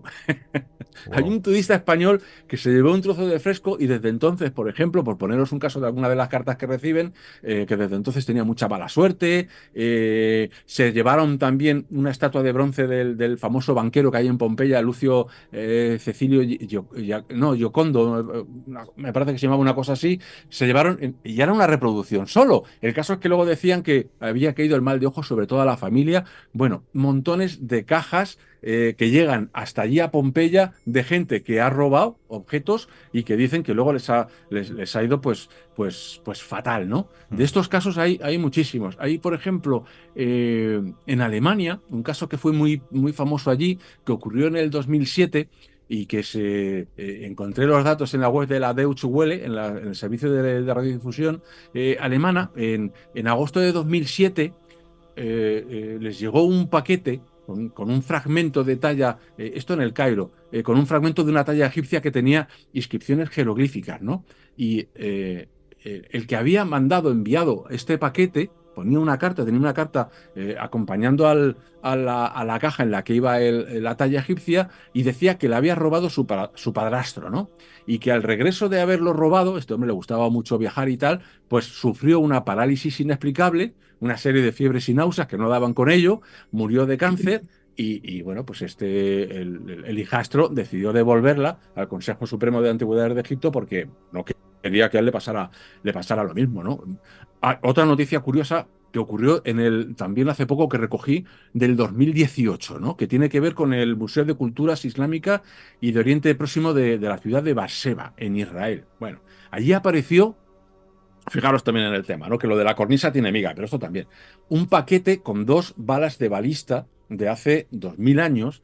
Las balistas, sabéis que son estas piedras enormes que utilizaban los romanos con una ballesta. Asediar, efectivamente. Artillería. Bueno, pues efectivamente, pues procedían de unos yacimientos que había en Gamla y fueron usadas por los romanos en el asedio de Gamla durante la gran revuelta judía del siglo I, ¿no? De la que habla el historiador Flavio Josefo. Bueno, pues este hombre las había robado 20 años antes, en julio de 1995, y las devolvía porque decía lo mismo, que había tenido problemas, muchísimos problemas, mala suerte. Hay una, que luego si queréis hablamos de ello, porque esto sí que es curioso, la cantidad de objetos que devuelven. En este caso sí tiene que ver con la historia, no tanto con la arqueología, porque es un suceso pues relativamente reciente, ¿no? Sabéis que en Gettysburg hubo una batalla fundamental en la historia de los Estados Unidos, ¿no? Entre los yanquis, entre comillas, y los sudistas, sí. Los confederados, efectivamente, que fue una batalla horrorosa de 3 días, que murieron como unos 50.000 muertos, una barbaridad. Bueno, pues allí lo mismo también. Aquello todo, que es un sitio enorme donde hay el campo de batalla, pues eran llanuras, bosques, ríos, tremendo. Fue un campo de batalla grandísimo. Está prohibido llevarse ni una piedra del lugar. Bueno, pues hay gente que aún así, evidentemente, el listo de turno tiene que llevarse un recuerdito. Pues lo mismo, reciben todos los años una cantidad enorme de piedras devueltas con cartas diciendo todo tipo de cosas. Si os cuento alguna, pues alucinante. Hay algunas que son que dices, madre mía, esto es para una película de miedo, de terror. Y hay una, por ejemplo, os cuento alguna, mira, hay una, sí, por favor. Hay una de una madre de Georgia, una madre que dice que su hijo, que era un coleccionista, como yo cuando era un chaval, que todo lo que veía por allí, una piedra en el campo, me la llevaba, ¿no? Coleccionando piedras. Pues bueno, pues te llevan a Gettysburg, eres un chaval, ¿qué haces? Pues te llevas una piedra. Pues nada, se llevó una piedra que tenía manchas rojas, ponía en la carta, sugiriendo quizás a lo mejor como que estuviera manchada con la sangre de algún soldado, y poco después de que este chico se llevara la piedra, pues el marido de la mujer enfermó y murió. Luego la suegra, que también vivía con ellos, al poco también enfermó y murió muy poco tiempo después. Luego ella tuvo que cambiar de trabajo y su sueldo bajó una barbaridad, con lo cual perdió la casa, su perro también se le muere y al final, pues ella ya sorprendida, pero con una racha de mala suerte impresionante, al final el niño le cuenta, mamá, ¿no será esto? Y es que pues, le dice, es que me llevé esta piedra. Y la mujer es que no se había enterado. Entonces leyó una serie de artículos también en la que otra gente decía que le había pasado absolutamente de todo y la mujer pues se decidió a devolverla con esta carta.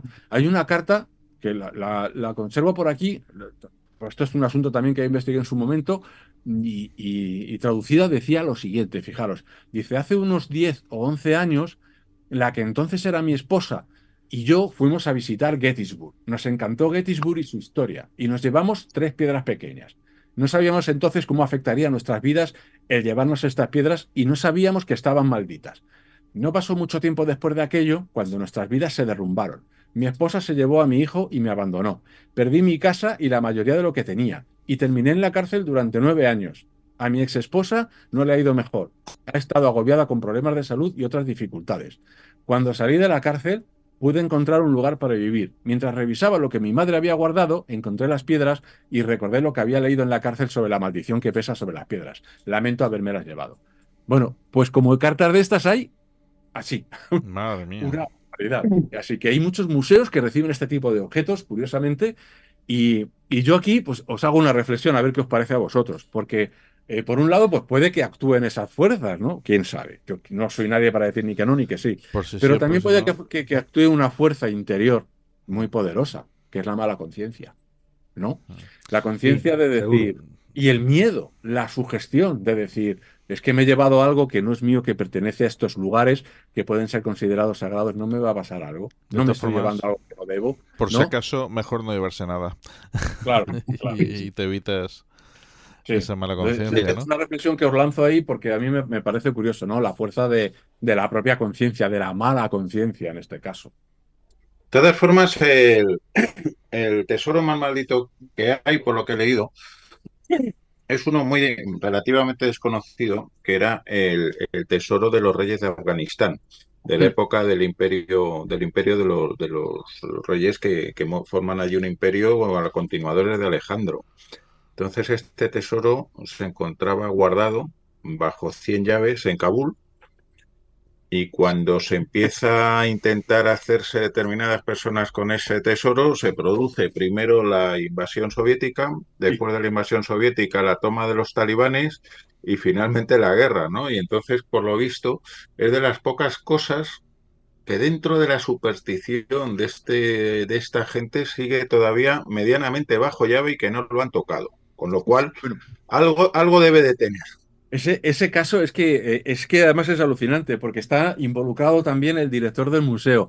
Se hizo una falsificación de algunos de los objetos del tesoro que es impresionante y bueno, rocambolesco, absolutamente rocambolesco. Al final este hombre acabó en la cárcel y bueno, también una serie de personajes también que estaban involucrados con el robo de los objetos también acabaron muy mal. Pero es que seguir el hilo de lo que le pasó a esta gente es absolutamente rocambolesco, desde luego. Ujú. Oye, ¿y qué te parece nuestra famosa Casa de los Nudos en Toledo? Pues Toledo es que tiene de todo. Por acudir a algo más carpetobetónico. Es que Toledo es que tiene de todo y no puede faltar, claro, como aquí también tenemos a mí de los objetos malditos que hay por aquí es la silla de Valladolid, la que me parece Esa es fantástica. la más llamativa, la más curiosa, que además la tienen puesta con un cordelito. Colgada. No, Antes, no, la de Valladolid, no, la tienen allí puesta. Eso sí, bueno, cuando estuve, he visto varias veces, pero la última vez que estuve yo, había un vigilante que no me quitaba ojo por las pintas que suelo llevar, no me quitaba ojo el hombre, porque decía, este se va a sentar en la silla o se la lleva.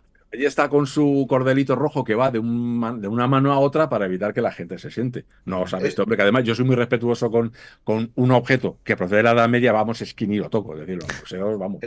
es que sé que hay Sí, otra silla con una leyenda Sí, similar que la tienen colgada del techo. Lo sí, que no sí, sé sí. dónde es. No me Sí, acuerdo ahora mismo. esta es en Inglaterra y se atribuye, bueno, se dice que el dueño de esa silla, o más que el dueño de la silla, donde se sentaba, pues era un ladrón que se llamaba Thomas Busby y está en el Museo de Thirsk, en la ciudad inglesa de Thirsk. Y está allí colgada porque este hombre, que fue la leche, fue un bandolero, pues como aquí Luis Candelas, que tenemos montones de novelas de él, pues lo mismo, un elemento de cuidado, ¿no? Además, un tipo que vivía ya no está, es desgraciadamente, el pub donde vivía, muy antiguo, fíjate que estamos hablando del siglo XVII, y allí pues tenía una habitación y bajaba a cenar y a tomarse sus cervezas, muchas cervezas, por lo visto, por lo que dicen las crónicas, y se sentaba en esa silla. Bueno, a esa silla se le han atribuido más de 60 víctimas, ¿no? Fue colgado justamente al lado de la taberna, se puso una horca para colgarle porque asesinó a su suegro, ya os digo que era un elemento de cuidado, y la silla se quedó allí en el pub y la gente pues iba allí y decía, yo me siento, que no puedes, que no te atreves, que sí, vaya que no me siento. Más de 60 víctimas, un desollinador, pilotos de la Real Fuerza Aérea Canadiense que estaban en un aeródromo allí cuando iban a hacer sus incursiones a Alemania, pues de vez en cuando iban a tomarse allí unas pintas y algunos lo típico, ¿a que no te sientas? Bueno, pues se cuenta que muchos de ellos no volvían después de haberse sentado, ¿no? Que no regresaban de Alemania.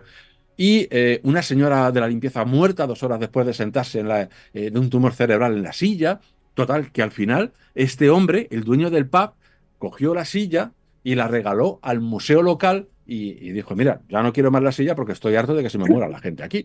Ahí está colgada en el Museo de Thiers en 1978, me parece que la colgaron y ahí está, allí se puede ver, colgada, sí señor. Juanje. Pero mira, tenemos objetos modernos, también como es el Porsche de James Dean, que ese se le puede seguir todo el famoso listado. Se mata a James Dean, se mata el mecánico, el de la grúa que recoge los restos, el que compra el coche y lo reconstruye, etcétera, etcétera. Y luego hay otro caso muy curioso, que creo recordar que era un avión de Easter Airlines que se estrella y se aprovechan parte de las piezas del avión que ha tenido un aterrizaje forzoso de recambios en otros aviones, los cuales a su vez también tienen accidentes, hasta tal punto que tienen que en los aviones que no habían tenido el accidente y que todavía no habían tenido problemas y apariciones de la tripulación fallecida, tienen que retirarle las piezas que habían puesto porque la gente estaba ya completamente de los nervios, ¿no? Son temas muy, muy curiosos y no necesariamente tenemos que irnos hacia la antigüedad, ¿no? No, bueno, porque el tema de hoy era eso, ¿no? Todo lo que estaba asociado a la arqueología. Que, por cierto, otro caso que recuerdo, asociado, como hablabas antes de la Segunda Guerra Mundial, pues asociado al inicio de la Segunda Guerra Mundial está la tumba de Tamerlán, que está enterrado en Timur, ¿no? Fue un caudillo, un famoso caudillo turco-mogol en el siglo XIV. O sea que nos volvemos ya unos cuantos años más para atrás. Bueno, pues este era un caudillo muy importante, fue embalsamado con una mezcla de almizcle, de agua de rosas, lo envolvieron en lino dentro de un ataúd de ébano y lo pusieron en la tumba allí en Timur. Lo transportaron hasta Samarcanda, en el Museo de Guri Amir, el 19 de junio de 1941, por orden de Stalin. Esto se puede seguir, ¿eh? Esto lo he estado yo siguiendo y efectivamente es así.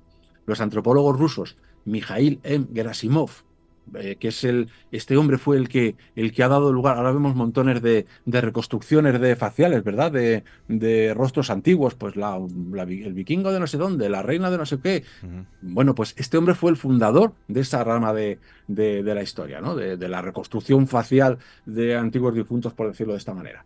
Y otros antropólogos, Talos Nanin y Cecenoskova, exhumaron el cuerpo de Tamerlán. Aquello no sentó absolutamente nada bien a los habitantes de Samarcanda, todo hay que decirlo, que evidentemente era como una profanación a su caudillo, y empezó a circular un rumor, ¿no? Empezó a circular el rumor de que al abrir la tumba se habían encontrado una inscripción que decía que cuando resucite de entre los muertos Tamerlán, el mundo temblará.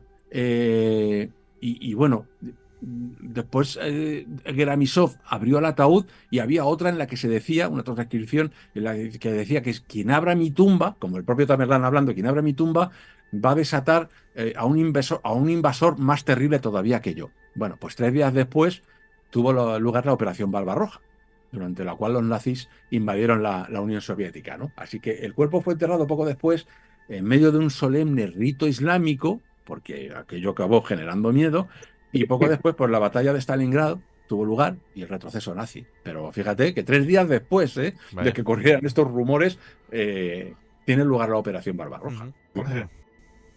Sí, no, siento que muchos hechos, digamos, históricos van precedidos de una maldición, por llamarle así. Se me está ocurriendo, por ejemplo, en Toledo, la famosa mesa de Salomón, que se decía que estaba guardada en la cueva de Hércules y que ningún rey visigodo o rey de Toledo intentara entrar porque caería sobre él, digamos, la peor de las maldiciones. Este aquí que parece ser que el rey don Rodrigo entró sin permiso, profanó el entrar allí y justamente le vino cuando fue la caída y su derrota por los musulmanes, ¿no? En el río Guadalete. En fin, para que veas que siempre todo hecho histórico lleva en cierta forma una maldición. Y yo quisiera que digamos comentar una cosa que es el lado contrario. Que a veces hay un objeto que puede decantarte para que sea la buena suerte. Se me ocurre, y además una cosa que me contaron en las zonas rurales en Galicia y en Asturias, que a veces que en el siglo XX, sobre todo digamos al principio, había gente que quería el amor o de una muchacha o de un muchacho, ¿no? Y entonces había una mousa, una especie de meiga o de mujer de bruxa, por llamarla así, o medio bruja, que le pedía un objeto o una prenda de esa, digamos, persona, un zapato, y se podía hacer un trozo de cabello. Y ella haría toda su magia y todos sus conjuros para que esa persona se sintiera, digamos, atraída porque lo llevaba, ¿no? O sea, que también existe esa magia. Además, es una creencia popular, ¿eh? Y que sale en muchas obras y en muchos sitios. Sí, y existe. Y de hecho, O sea, en que esta es el lado parte de- contrario. O sea, que hay Pero ojo, un objeto que desencadena no, una pero buena ojo, suerte, Juan, por llamarla así, ¿no? pero ojo, porque para mí eso entra dentro de la magia negra. Te explico por qué. Sí. Porque lo que estás haciendo es provocar una atracción artificial en el otro y estar de alguna manera obnubilando su voluntad. Con lo cual, en sí, para él es una desgracia. De hecho, esos enlaces no suelen durar mucho, porque la persona que ha sido hechizada de esta manera está como envenenada, un envenenamiento astral, podríamos decir, que utilizaría Sí, sí, sí, sí. un ocultista del siglo XIX, y está atado, está hechizado. De hecho, fíjate, antes hablábamos de las muñecas. Una de las muñecas más famosas que hay de magia ritual está en el Louvre.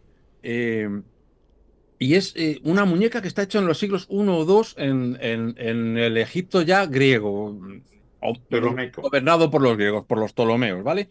La figurita es alucinante. Tú ves a una mujer que está, y es un amarre. Este tipo de trabajos popularmente se Amarres. llaman amarres, ¿no? El buscar el amor, el forzar a que te ame otra persona. Bueno, el mago había hecho esta figura, una figura de una mujer absolutamente atada por la espalda y por los pies, como se solía atar a los prisioneros de guerra, y de esto hay miles de representaciones en todo Egipto, ¿no? Pues para tenerlos inmovilizados. La mujer está así, mostrando todo su pecho hacia adelante, con las manos absolutamente atada. Y tiene 13 alfileres de cobre puestos en lugares estratégicos. Algunos dirían que son los chakras.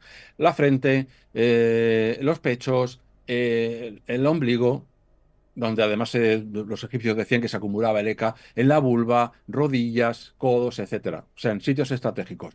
Esto apareció cerca de una tumba con un papelito en el que decía que se buscaba el amor de esta mujer y se la daba, se la otorgaba a todos los demonios del infierno, a divinidades como Anubis y a otras bastante peores, porque Anubis es bueno, podríamos decir, pero a divinidades infernales, tónicas, subterráneas y a espíritus de difuntos para que la atormentaran y hicieran crecer en ella una pasión violenta que tuviera que resolver con el mago o quien había contratado los servicios del mago. Bueno, pues todos los amarres en realidad son esto. Es decir, lo que haces y de hecho, cuando tú observas el rito, en alguna parte se dice, o en alguna forma, figurado de alguna manera u otra, lo que se hace es decir que la otra persona sufra lo indecible hasta que no esté contigo.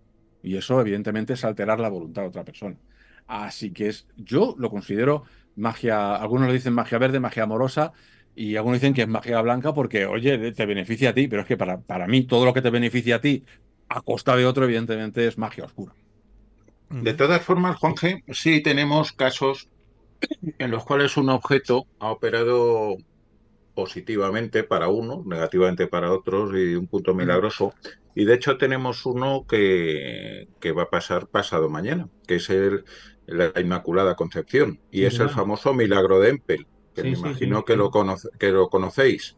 Un tercio español se encuentra rodeado en un islote, bajo la lluvia, sin ninguna protección, cañoneado por barcos holandeses y se preparan a morir. Y entonces lo que hacen es que antes ya se niegan a rendirse, se da por segura su muerte al día siguiente y mientras están rezando se encuentra un cuadro de la Inmaculada Concepción. Los españoles se entregan a la fe, rezan, hacen un Te Deum y esa noche se produce un viento absolutamente desconocido en la zona que congela las aguas del canal que rodean el islote en el cual se encuentran los españoles y permite que los españoles derroten a los holandeses y se salven, que es el famoso milagro de Empel y es por el cual la Inmaculada es la patrona de la rompen el infantería. cerco, claro, claro, sí. Pero creo que Entonces, era como una tablilla, ¿no? Que estaba así. era un cuadro relativamente Sí. pequeño. Hay un magnífico cuadro del pintor Ferrer Dalmau sobre el hecho. Sí.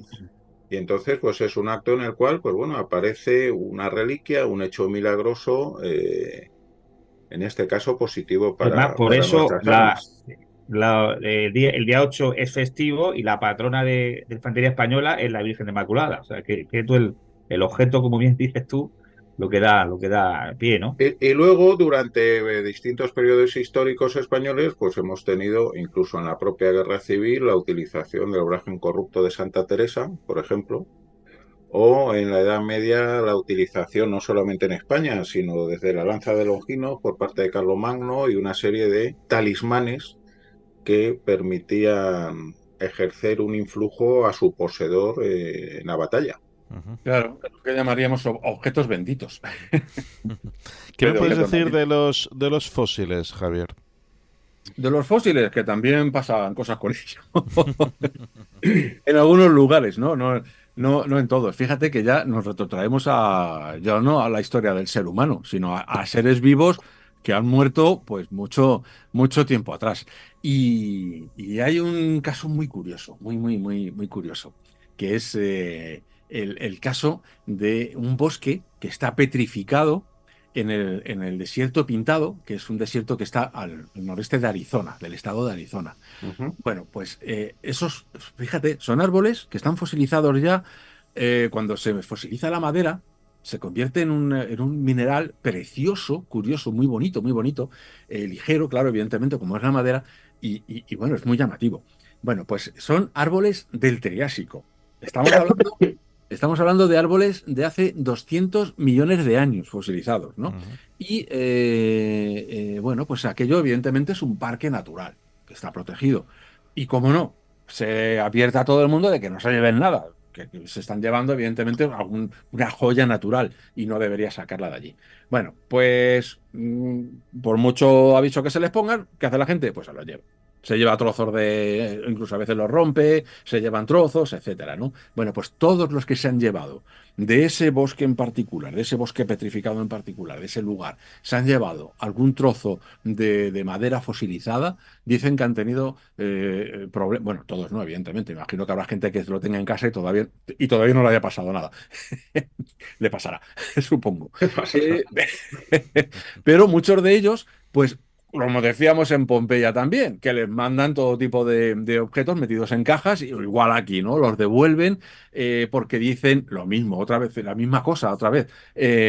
Cartas en las que dicen que han sufrido después de llevárselo accidentes de coche, muertes de familiares y de personas queridas, todo tipo de desgracias. Bueno, allí la gente que trabaja en el bosque las llaman las cartas de la conciencia, que ya el nombrecito se las trae, ¿no? Y bueno, pues hay un museo por allí que se llama el Rainbow Forest Museum, que es como se llama este bosque del arco iris, porque si lo buscáis por ahí, las piedras tienen unos brillos y unas tonalidades preciosas. Es difícil no sustraerse a la cosa de llevarte una. Bueno, pues ahí hay un montón de cartas, estas cartas de la conciencia están por allí. La más antigua que tienen es de 1934. Y los objetos que les van llegando, como ya no saben de dónde los han cogido, los tienen puestos allí en el lugar en una pila que se llama precisamente la pila de la conciencia, ¿no? Que son los objetos que van devolviendo, les van poniendo ahí. Fijaros qué cosas tan curiosas, ¿no? Porque ya no estamos hablando de seres humanos y dices, uy, es que son gente que vivió como nosotros, tal. Estamos hablando de árboles que murieron hace 200 millones de años. ¿Y existe por casualidad algún anillo, tipo como en la película de Ring? Claro, lo curioso es que tenemos anillos míticos. Anillos míticos hay un montón, ¿no? Tenemos, por ejemplo, en la mitología nórdica tenemos el famoso anillo de los Nibelungos, que es un anillo maldito, precisamente, ¿no? Es un tesoro maldito, que es un anillo que Loki le arrebata a un gnomo que está, o el gnomo, perdón, se me ha ido el santo al cielo totalmente, a un duergar, mal traducido como enano, que habita por el agua en forma de pez, lo captura con una red, con la red de la diosa del mar, y él tiene guardado allí un tesoro impresionante, como buen duergar que es, que maneja todos los tesoros de la tierra, pues lo tiene allí. Y hay un anillo que él quiere conservar. ¿No suena esto mucho? A Frodo tratando de conservar su anillo a toda Sí. costa. Bueno, Totalmente, pues sí, sí. Loki pide como rescate todo el oro y se fija en el anillo. Y el otro dice, no, el anillo no. Y Loki dice, el anillo sí. El anillo sí o acabas mal. El anillo no, que sí, que sí. Al final se queda con el anillo recibe la maldición, va pasando de unos a otros y queda maldito, ¿no? El propio Sigfrido morirá también, no se dice expresamente, pero acaba muriendo precisamente porque se involucra, ¿no? En el tesoro maldito y en el anillo de los Nibelungos, los hijos de la niebla, que ya el nombrecito se las trae. Pero es que hay un anillo, al menos conozco uno, que tiene una historia detrás, y es histórico y es real, ¿no? Y estamos hablando de un sello de oro que es del siglo IV, o sea, de la Baja Edad Media, ¿no? Es de un galo romano, un galo ya romanizado, llamado Silviano. Bueno, pues en este anillo lo que hay es una imagen de Venus y la palabra Venus escrita al revés, curiosamente. Bueno, pues hay una defixio. Antes hablábamos de las tablillas y de las maldiciones que hacían los romanos y los griegos.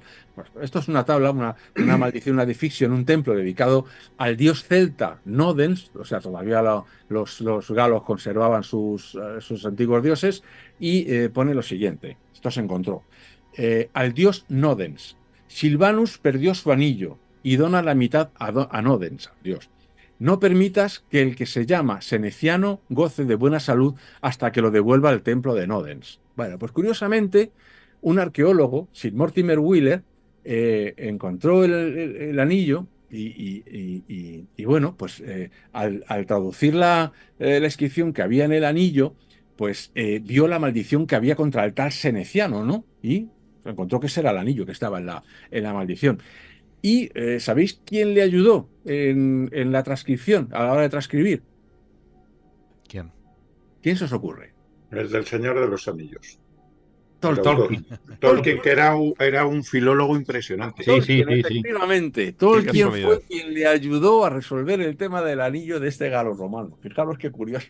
Así que, aparte, muchas veces se dice, no, Tolkien se inspiraría en el Señor de los Anillos, no, perdón, en el anillo de los Nibelungos y patatín y patatán. Sí, sí, por supuesto, está claro. Pero es que además tenía esta pieza que estuvo en sus manos, vamos, que con una maldición y que muy probablemente pues también le dio alguna ideita, ¿no? Para su obrón, porque para mí es una obra magnífica. Totalmente, sí. Pues increíble. Señores, estamos llegando ya, bueno, a cerca de la hora y media de programa de tertulia y bueno, ya vamos ya pensando en esas últimas cuestiones. Yo quiero hacer una pregunta, Fernando. Como Sí. creo que hemos sembrado el terror en muchos oyentes por el tema este de que algunos siempre han cogido una piedra o algún Y si os habéis objeto, que sea encontrado, si os un habéis llevado de bolígrafo algún sitio de tal. algún ¿Hay objeto, cuidadín. A ver, ¿existe algún ritual, alguna cosa, pues, yo que sé, que pueda, digamos, este efecto maldito que tiene estos objetos, yo que sé, mitigarlo o incluso eliminarlo? Me ha hecho mucha gracia lo que has dicho. Hemos sembrado el terror. Y es que muy probablemente más de uno. Claro, todo el mundo ha cogido que sea un bolígrafo allí de claro, una cosa, una piedra. Bueno, todavía recuerdo un problema que tuve en la aduana en el Cairo para subir al avión cuando me he encontrado una chinita. Sí, claro. Que me había llevado de Giza, pero que no estaba ni al lado de la pirámide. O sea, me montaron un pollo impresionante. Vamos, no tenían razón, pero no vea la que me liaron. Bueno, pero querían propina, tío. Claro, claro, es el tema. Claro. Bueno, y es que encima me encontraron una daga hecha con hueso de camello. Y el guardia decía, esto es de elefante. Y yo que no. ¡Ah, chamel! De elefante no. Me hubiera caído una de espanto. Bueno, pues sí, lo que decíamos. A ver, yo creo que lo mejor, si es un objeto que hemos sacado de por ahí, que hemos robado por ahí, el mejor ritual que podemos hacer es devolverlo. Está clarísimo. Porque evidentemente lo que hemos violado es esa ley, ¿no? De que eso tiene que estar ahí y de que nos estamos llevando algo que no es nuestro. Eso, entre otras cosas, que además yo he visto a la gente que sí, que es muy bonito llevarse los fósiles y llevarte algo que te has encontrado en un yacimiento, pero que eso en realidad es propiedad de todos, ¿no? Que eso debería ir a parar a un museo, que es donde deben estar las cosas. Bueno, montones de hogares españoles están, bueno, algunos hasta con espadas, ¿no? De tartésicos. En un curso en el que estuve, uno de los profesores, un catedrático, decía que él conocía un bar y además, ¿cómo se dice? Cuando un bar te gusta, lo recomendaba. Lo recomendaba que fueras allí porque te ponían buenas tapas con una espada tartesa de Huelva puesta encima. O sea, una locura. Pues eso, que devolverlo. Y en cuanto a los objetos, antes hablábamos, por ejemplo, también de máscaras, a lo mejor que te compras, objetos que te regalan, cuidado con los regalos Sí, envenenados, claro. y todo tipo de cosas, joyas de segunda mano. Bueno, pues el que no crea, pues oye, pues nada, aquel que tenga algún tipo de duda al respecto, pues no está mal. Dependiendo también del objeto, hay una limpia que se hace mucho, que es ponerlo en agua con sal durante una serie de días. Algunos consideran el 7 como un buen número, otros el 9 y rezan una novena. Es decir, las variaciones son infinitas y además, pues eso, mezcladas también con alguna oración o con algún... si queremos hacerlo más efectivo y estamos adscritos a alguna religión, pues siempre va a haber alguna oración dirigida a San Antonio, por ejemplo, o a cosas por el estilo que nos pueda ayudar. O una simple concentrarte también delante del objeto y imaginar que eso se expulsa. El agua se supone que es un agente demagnetizador, es decir, que va a hacer que eso salga. Si además ese agua le echas la sal, ¿no? Pues mejor todavía porque la sal es purificadora. Y eso supuestamente lo que va a hacer es coger y absorber esa fuerza que esté ahí impregnando el objeto. Ese agua evidentemente no la debemos utilizar para nada, no la echemos en las macetas, echémosla directamente o bien a la calle el que pueda o bien por el retrete y luego tiramos de la cadena. Ni la bebamos ni nada por el estilo, ni metamos los dedos en ella. Y bueno, eso en principio con objetos que se pueda, ¿no? Por ejemplo, joyas. En otra serie de casos, pues las limpiezas pueden ser más complicadas, ¿no? Puede llevar asociado una incensación, una limpieza con hojas de salvia o con algún tipo de con palo santo o con otro tipo de inciensos purificadores, ¿no? Entonces, pues, ese tipo de cosas realmente se hacen para limpiar, para descargar el objeto. Y bueno, como digo, el agua es uno de los elementos de magnetizadores que absorben más conocidos, o que supuestamente tiene esa facultad, hasta el punto, por ejemplo, de que los magnetizadores, los antiguos mesmeristas y magnetizadores, después de haber magnetizado a una persona o de haberle ayudado a sanar o lo que sea, se lavaban las manos porque podían haber recibido el mal de esa persona. Hay muchos, ¿no? Hay muchos rituales fácilmente encontrables y adaptables a lo que a uno le guste, porque como te digo, hay una enorme cantidad. Lo más básico es eso: agua, sal, luz de luna. Luz de luna y sol. Y del sol también, evidentemente. También depende del carácter del objeto. José. Pues nada, yo disfruté muchísimo, siempre que está Javier, que nos tiraríamos aquí horas cambiando cromos de cosas raras. La verdad que sí. Y le podemos emplazar para un tema que algunos oyentes nos han puesto algunas cosas respecto a protecciones mágicas, que podría ser un tema muy bonito. Ah, pues sí, qué curioso, sí. Sí, un tema bonito. Pues nada, ya me habéis enganchado. Me ha encantado la vida. Esto, Javier, tienes ahí detrás, ahí arriba, un muñeco con el pelo rojo que tiene una pinta. Ese anda por las noches, ¿eh? Arriba del todo tiene. Sí, bueno, es muy revoltosa. Ya te digo que nada me está pidiendo la cena. Así es. Pues nada, te vamos a dejar ya que le dé la cena, pobrecita. Y nada, es un placer siempre tenerte aquí, Javier, y disfrutamos escuchándote, pero vamos, una barbaridad. Como yo igual disfruto con vosotros y aprendemos entre todos y nos lo pasamos pipa hablando de las cosas que no. Es lo mejor, sí. Claro que sí. Pues un abrazo muchísimas gracias y te emplazamos seguro para nuestro programa navideño. Ah, de acuerdo, ahí estaremos. De aquí a nada, en pocos días. Efectivamente. Pues ahí nos vemos entonces. Te esperamos ahí. Bueno, pues lo dicho, muchísimas gracias. Y vamos a pasar ahora a una sección de un amigo en común, que es Raúl Ferrero, titulada Lugares de Poder. Así que no os vayáis, radioyentes, espectadores, porque continuamos. Lo dicho, hasta pronto. Un gran abrazo. Hasta luego. Chao. Estás escuchando El Candelabro.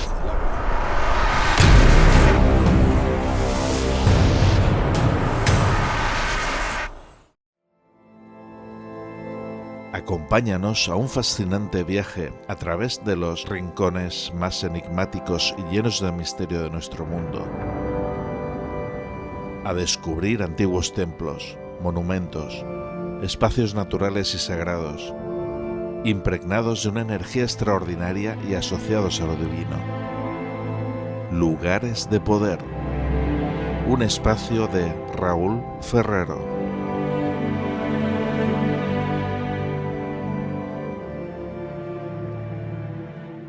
Buenas noches, queridos oyentes, ¿qué tal estáis? Yo creo que es necesario que voy a empezar hoy el programa con una reflexión muy importante.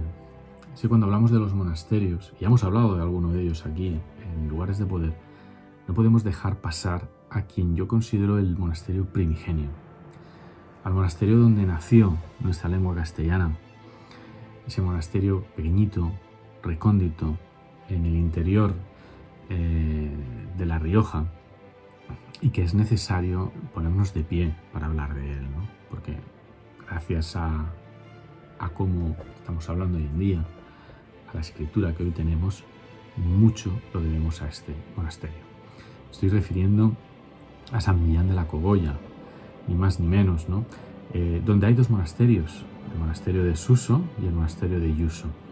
San Millán de la Cogolla tiene su origen en la comunidad que se formó en torno a la obra de un santo de nombre Millán, aunque también se dice su nombre era Emiliano de Berceo, porque nació en la población de Berceo. Como luego veremos, él fue quien redactó esas glosas emilianensis, ¿no? Y que fue el origen de nuestro castellano y también del euskera. Se dice que este santo, San Millán, llegó a vivir 101 años, algo tremendamente espectacular para la época, del 473 al 574, ni más ni menos, ¿no? Y además vivió en las cuevas de la Sierra de la Demanda, dedicado plenamente, íntegramente a la oración. He hecho referencia anteriormente que hay dos monasterios.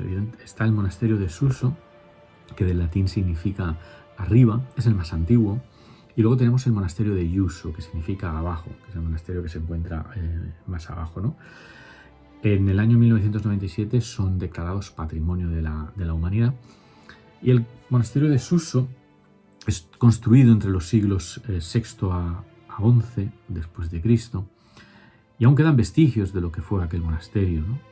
Es muy sorprendente porque ahí están las cuevas rupestres donde vivían los eremitas. Tremendo. El primitivo cenobrio visigótico. Por ejemplo, la ampliación posterior mozárabe e incluso románica, ¿no? Es un lugar santo, es un lugar de poder, es un lugar mágico, un lugar telúrico, un lugar tranquilo, de sosiego, de paz, de calma, de armonía, de serenidad. Era normal que en un lugar así es donde naciera nuestra lengua castellana. No podía ser en otro lugar, en el interior de esos bosques mágicos de La Rioja. El acceso al monasterio de Suso se lleva a cabo por un portaello, que se llama, y donde nos encontramos de bruces con lo que son las tumbas de los 7 infantes de Lara. Además, no solo con ellos, sino también con su tutor Nuño, y además acompañando a las 3 reinas navarras. Sin embargo, no es en el monasterio de Suso, aunque yo, bajo mi punto de vista, es el más espectacular, es el más antiguo, ¿no? Sino que es en el monasterio de Yuso, donde esa energía telúrica es donde más se siente, ¿no? De hecho, en el Camino de Santiago hay una desviación en La Rioja para acudir directamente hasta el monasterio, donde se dice que residen los restos del santo Millán o Emiliano de Berceo, que fueron trasladados allí en el año 1607 exactamente. Durante la Edad Media fue un centro de poder político y un poder cultural, fue un centro neurálgico, y de su escritorio, como ya he dicho anteriormente, pues nacieron, podríamos decir, los primeros testimonios escritos de nuestra lengua castellana, del español, y también del euskera, lo que se conocía como las glosas, ya lo he dicho anteriormente, emilianenses. Hoy en día no vive ningún monje en estos monasterios. Fueron expulsados definitivamente después de más de 800 años. Los monjes benedictinos fueron expulsados en el 30 de noviembre de 1835 y por ello hoy se encuentra bajo la tutela del Ministerio de Cultura, es de quien dependen estos monasterios, ¿no? Hay que tener en cuenta también, como he dicho anteriormente, que los restos del santo se encuentran en el interior del monasterio, pero bueno, evidentemente hasta la Guerra de la Independencia se conservaba la arqueta, ¿no?, de las reliquias de San Millán, pero esta fue expoliada y hoy en día solo se conservan elementos originales. Pues podemos destacar, por ejemplo, los marfiles, la obra firmada por el maestro Engelrand y su hijo Rodolfo, ¿no? Pero en el monasterio también se guardan buena parte de las piezas de marfil. Otras se encuentran en varios museos, como el Hermitage de San Petersburgo o en el Metropolitan de Nueva York. Como vemos, muchísimas obras de aquí, de nuestro país, pues se han expoliado y están repartidas alrededor del mundo. Se dice también que en el Museo Metropolitano de Nueva York se encuentra el hombre de palo de Juanelo Turriano, del cual hablo en mi último libro de Autómatas y Cabezas Parlantes, ¿no? Además, pues también se conserva la arqueta de San Felices del siglo XII, con más placas de marfil. Y el monasterio, esto es también muy curioso, el monasterio poseía una cruz espectacular, ¿no? Una pieza que hoy en día está desmembrada, está destrozada en varias partes, podemos decir como el Lugnum Crucis, es decir, encontramos trozos de esta cruz en todos los lugares. Y hay elementos en el Louvre de París, incluso en el Museo Arqueológico Nacional de Madrid, ¿no? Lamentablemente, ¿no? Pero bueno, yo creo que lo que más nos importa, lo que más interesa también, sin quitar importancia a esto, evidentemente, son, podemos decir, los códices medievales, ¿no? Y al final yo creo que esos son lo más importante, ¿no? El legado que nos ha dado San Millán de la Cogolla. Como os decía, hay numerosos códices medievales procedentes de los monasterios, entre ellos algunos que son de elaboración propia. Y entre estos documentos, por ejemplo, han llegado 3 beatos, ¿no? Uno que está citada en la de la Real Academia, el segundo en la Biblioteca del Monasterio del Escorial y el tercero en la Biblioteca Nacional. También hay que, evidentemente, como ya he dicho, hacer referencia a esas glosas emilianenses, un documento que fue elaborado entre los siglos X y XI y donde figuran comentarios, pues, explicativos, ¿no?, añadidos al texto principal en latín. Estos textos marginales se consideran uno de los más antiguos testimonios de las lenguas castellana y vasca, como os he dicho anteriormente, a pesar de las diferentes controversias que existen al respecto. Bueno, al final yo creo que tanto el monasterio de Suso como el monasterio de Yuso y San Millán de la Cogolla necesitaba un lugar especial en esta sección, en estos lugares de poder, porque son lugares donde nació nuestra lengua castellana y ese legado que estos monjes nos dieron a todos nosotros, ¿no? Espero que hayáis disfrutado un día más de este programa, de esta sección, y nos vemos en una semana. Hasta entonces, que disfrutéis. Saludos. Queridos amigos, ha llegado ese momento de despedirnos. Muchísimas gracias por estar aquí acompañándonos.